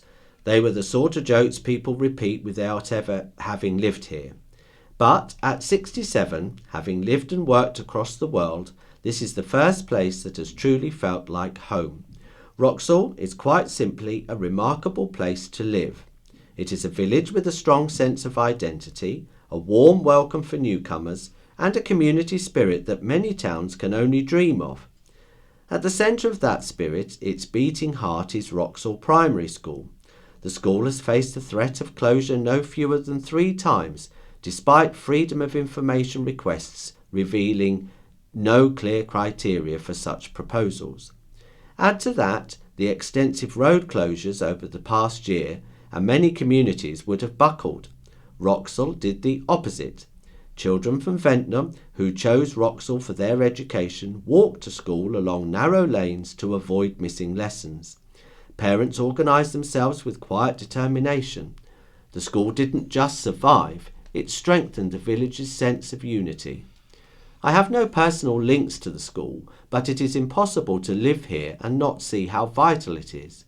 It is the largest employer in the village, with the majority of staff living within the ward. Teacher retention is high, a rarity in today's educational landscape, and that stability radiates outward into the community. Wroxall is not a place in the past. The school itself is embracing sustainability, with solar panels installed and an allotment where children will learn to grow fruit and vegetables. There are not token gestures. They are part of a wider ethos of teaching children to care for their environment and to understand their place within it, especially as part of a rural community. That ethos extends to the school's commitment to bringing out the full potential of every child. It's not just a slogan on a website. It is lived daily, reflected in the increasing number of children joining the school from home education backgrounds because families recognise the nurturing, individualised approach. Wroxall is a village that has weathered challenges with resilience, humour and heart. It is a place where the school, against all odds, continues to anchor village life. Wroxall provides community, is not outdated, it's not an outdated concept. It is alive, thriving and worth celebrating. For me, after a lifetime of moving from place to place, Wroxall is truly home. And it's goodbye from me, Carolyn. And goodbye from me, Morris. The BBC In Touch programme follows shortly. Hello. Well, it's a tough job, but someone's got to do it. I'm talking about the role of CEO of the RNIB, Royal National Institute of Blind People, the leading charity covering visual impairment in the UK. Simon Antrobus has now been in post since the new year, having formerly been in charge of BBC Children in Need for almost a decade, and before that holding senior roles at disability organisations like Scope and Parkinson's UK, as well as a number of other jobs in the charity sector. This is our first opportunity on In Touch to ask Simon about his plans, his ideas, his priorities for leading the organisation at a time which is generally considered to be tough for charities, and will be reflecting not only my questions but the views listeners have been sharing with us over the past few months. Simon Antrobus, welcome. You've had a very good run at a project which has practically become a national institution, with its reputation for raising money for children seen to be disadvantaged in a variety of ways. What was it, therefore, that made you want this job? I'd done 10 years at BBC Children in Need. I'd had a fantastic time. I really enjoyed myself. But some experiences in my own life and in my family, and the time was right, I think, to think about a change. And the RNIB opportunity came up, and it was one that I found really hard to resist. And I'm so pleased to be here. What a fantastic organisation I've got the honour of leading now. But what people listening are going to want to know is, how much do you actually know about visual impairment, which is a very specific disability? You've been involved in organisations with a range of disabilities, but this is a specialist area, isn't it? It absolutely is indeed, Peter, and I totally understand that. I take my role here as CEO of RNIB very, very seriously. So I come with a small amount of experience in this space. I understand disability. I've got some family experience. So I've made it my number one priority on joining the organisation on January the 5th to really get underneath the skin of what it means to live with sight loss, to be blind and partially sighted.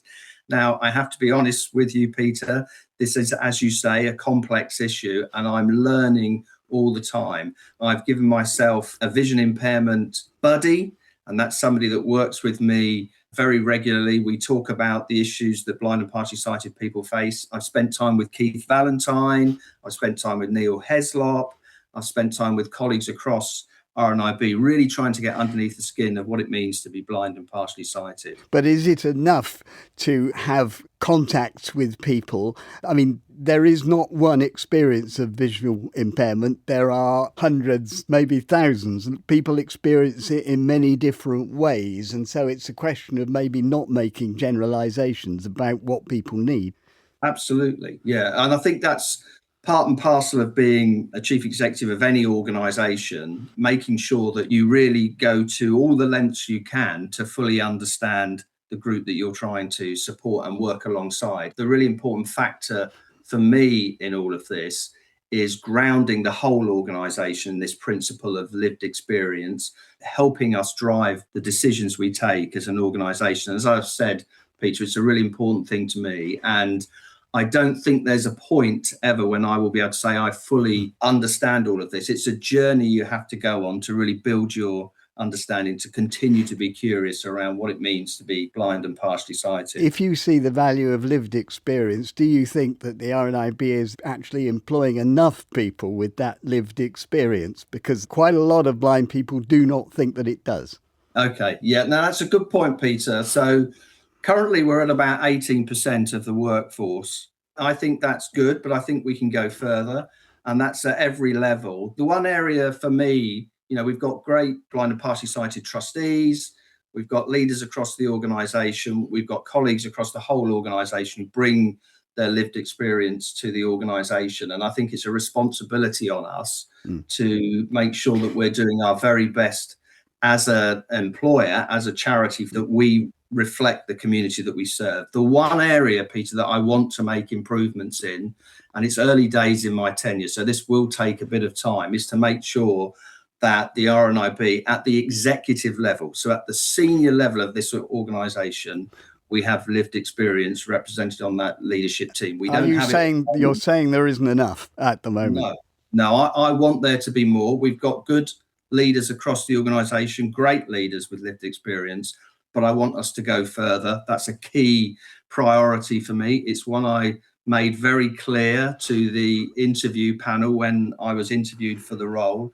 It feels really important to me. If we want to be able to stand up and represent blind and partially sighted people, we need to have representation at every level in the organisation. Can I bring you to perhaps one of the toughest issues here? You come to the organisation when it's fair to say it's been in a troubled time. It's had to make some pretty drastic cuts in order to balance its books, and needing to find the money to cope with an estimated £10 million shortfall a couple of years ago, having to make some tough decisions which many visually impaired people have told us have gone to the heart of what the RNIB is there to do in terms of services.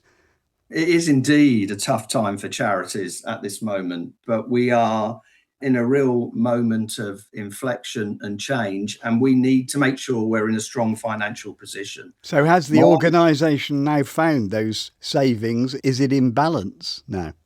We are in balance, Peter. Let me explain a little bit about our position. So I would say coming into this organisation, we're in a relatively strong financial position. We must never be complacent, but we've got a steady amount of reserves. We've got some control and grip around our expenditure, and we're making some real inroads into fully understanding where our income might come over the next 3 to 5 years. That doesn't mean that we don't have some tough choices to make. That's the same for any charity. But we are in a position whereby our finances are very much under control.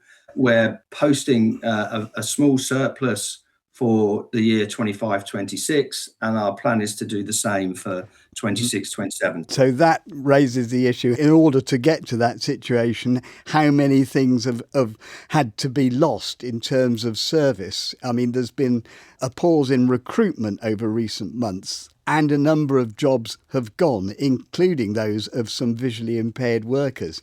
Has recruitment yet restarted? Because that relates to the amount of services you can offer. Absolutely. So there's been no reduction in services and support and activity in undertaking that work. There is a careful watch on any new roles and new activities that we might want to undertake. And there's a really significant piece of work to make sure that if we do invest in new activity and recruit new roles, that we're doing it for the right reasons. But in terms of any pause on roles that were in the budget last year, they've been removed. There is an opportunity for leaders across the organisation to make decisions about recruitment on any staff that had been paused previously. I mean, the point is that quite a lot of services have gone. We had Technology for Life, which gave people lots of information about technology and direct help. That was changed and done away with, and many people felt that it was a loss.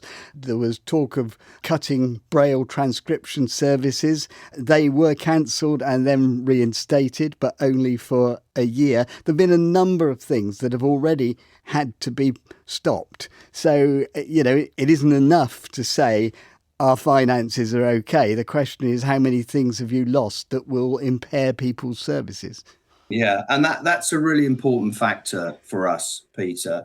Coming into this organisation, one of the things that I've been really clear about is that if we want to deliver the best kind of outcomes for blind and partially sighted people, we need to be laser focused on our charitable ambition and our purpose and think about the right kind of support and help we want to provide. So rather than making any initial decisions about services that should be removed or cut or whatever, however you want to describe them, what we're doing is we're thinking about what difference can we tangibly make over the next 3 to 5 years to improve lives for blind and partially sighted people. Now, that gives us the space to think about where investment should go, as opposed to decisions about what we might stop. Now, it doesn't mean that there's not going to be tough decisions going forward, Peter. I have to be honest with you and your listeners. This organisation is living in uncertain times. Income is always under pressure. Fundraising is a real challenge. People's propensity to give to us, although we're very grateful for the support we receive, is also under pressure. So we need to make sure that we cut our cloth accordingly, that we make the right decisions that have the most impact on blind and partially sighted people. So I didn't hear an answer to the question, has recruitment restarted? Because it was put on pause. What's happening now? Yeah, it has. Recruitment has been restarted. Now, there are some roles that we're having to consider very carefully whether they're the most appropriate roles. But what I don't want to do is stop people from doing vital and important work that helps blind and partially sighted people. Yes, we can go off and do the things that are in our budget, but we have to live within those financial constraints. I want to ask you a question which actually pulls all these points together, because it asks the question, how much and what should the RNIB be doing and what maybe shouldn't it be doing? At the moment, the RNIB covers a very broad swathe of need. And there is quite a debate going on, certainly on this programme, about whether it's possible to provide services for a group as varied and ranging from the totally blind to those who might just be wearing the wrong pair of glasses. Or, as listener Paul Day puts it in a question he wanted me to direct to you, do you envisage being able to continue offering support to the much quoted in RNIB publicity 2 million people with sight loss, or return to prioritising services for people who can be registered either as blind or partially sighted? In other words, have severe visual impairment problems. I want to be clear that our responsibility as the RNIB is to the 350,000 or so blind and partially sighted people. That is never going to change. We absolutely have to remain true to our history and our heritage and provide the right kind of services and support. So does the RNIB use the 2 million figure because it makes it look to governments who they're trying to influence that they're representing a large number of people? Absolutely not, because the other point that I was going to make, which is really important, is that all of that knowledge and expertise and wisdom that we build up as we provide help and support and understand the needs of blind and partially sighted people means that we can think about how we represent. Doesn't mean we have to service and support everybody, but how we represent the needs of that whole eye care pathway. So the million or so blind or partially sighted people living with a long-term irreversible eye health condition, thinking about the 250 people who start to lose their sight every day. I think it's a responsibility of the RNIB to, yes, stay true to its heritage and its history and provide the right kind of services and support to the 350,000 blind and partially sighted people, but to use that knowledge and expertise to make sure that we can provide help and support across that whole pathway. That doesn't mean that we will be providing day-to-day support. It means that we'll be thinking about how we influence change with the government, because they have a big responsibility in this space. And I have been concerned and worried about the reaction of the government to the needs of blind and partially sighted people. First thing that came across my desk when I joined in January was the concerns around access to work. These are the things that we should be talking to government about. We should be representing through the knowledge and expertise we build up as an organisation standing up for blind and partially sighted people. But, I mean, blind is in the title of the RNIB. There is a rather cruel jibe circulating which says that RNIB should stand for really not interested in blind people. Or as listener Jack Cranage puts it in a question, why do you think so many visually impaired people feel totally dissatisfied with the services being offered to them? Yeah, and that was something that was mentioned to me, Peter, before I even joined the organisation. And look, what are you going to do about it? That's the question. Yeah, I'll say a couple of things about it. Firstly, in my experience, in pretty much, well, I would say 100% of the colleagues I've met across the organisation and the work that they're doing, they are every single day focused on the difference they can make for blind and partially sighted people. So I think I want to represent and support our colleagues across the organisation who are doing a fantastic job.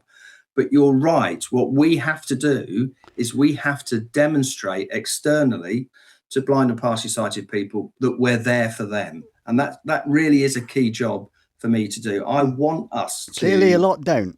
Yeah, well, that's a job for us to focus on. And one of the things, as I've mentioned just previously, that I think is really important so that we get this right is that we need to demonstrate that at the very top of the organisation by talking about our charitable ambition, what we're about. And I think that's an important aspect of what we'll be focusing on over the coming weeks and months and years. There are so many things I could raise with you, but I want just talking about being really concerned about the things that give blind people and partially sighted people trouble.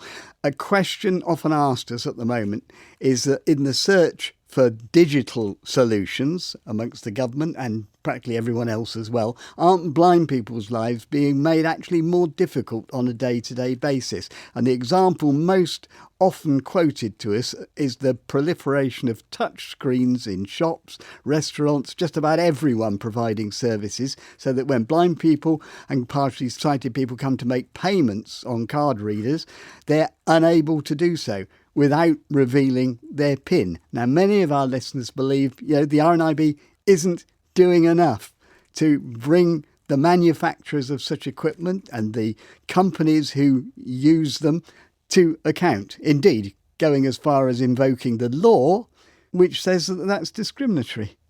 Exactly. One of the things I experienced coming in the first couple of weeks is the work that we're doing to help the industry understand the consequences of their actions. So we've got our inclusive design consultancy. It's all about raising awareness in this space. But Simon, I've been talking to people about this since 2021 and nothing's changed. Don't you need to go to law, basically? In some cases, we may have to, Peter, but the first thing to do is to try and get alongside the organisation. So we're doing some specific work around chip and pin at the moment. We've got some ideas and solutions in that space. We've been developing our tech. There's some really exciting opportunities. We now need to bring those to bear with the industry. And I'm really pleased that we're working in this space. We've got committed staff thinking on a day-to-day basis about how we make improvements here. Now, there's a long way to go. Couldn't you bring a class action? Just bring a class action. I know it costs money, but this is something that affects people day in, day out. And over the last 5 years, I know there's been lots of talk. Nothing's changed. No, we need to continue to work in that space. It's a really important area. So when we start to think about what we're doing in this organisation, there are three things that we need to focus on, Peter. One is the support we provide and the help and services that we provide for blind and partially sighted people. The other one is to try and influence things, and that's really important as well. And the other one is to solve the challenges that blind and partially sighted people are facing. And this is an area I think we need to focus more on, the solving the challenges. It'll be part of the work that we do over the next few years. We're really focused on making sure that we are standing up for blind and partially sighted people every time. Simon Antrobus, thank you very much. And that's it for today, but we would welcome your reactions to what Simon Antrobus has had to say. You can email in touch at bbc.co.uk or you can leave voice messages on 0161 836 1338. From me, Peter White, producer Beth Hemmings, goodbye. Scaffolding and Skips News, week commencing 18th of May 2026. In the Newport area, 66 St James's Street, Specsavers in High Street. Newport area skips, 36 Chapel Street. Ryde area, 141 High Street, 77 George Street, Morrison's Daily, Union Street, 52 Union Street, 5 Union Street and 17 South Street. Ryde area skips, 14 Castle Street, 37 Quarry Road, 59 High Street, Bembridge. Cowes and East Cowes area, 106 High Street, 15 to 16 Market Hill, the Parade Public Toilets in Bath Road, and the Cowes area skips, 17 West Hill Road.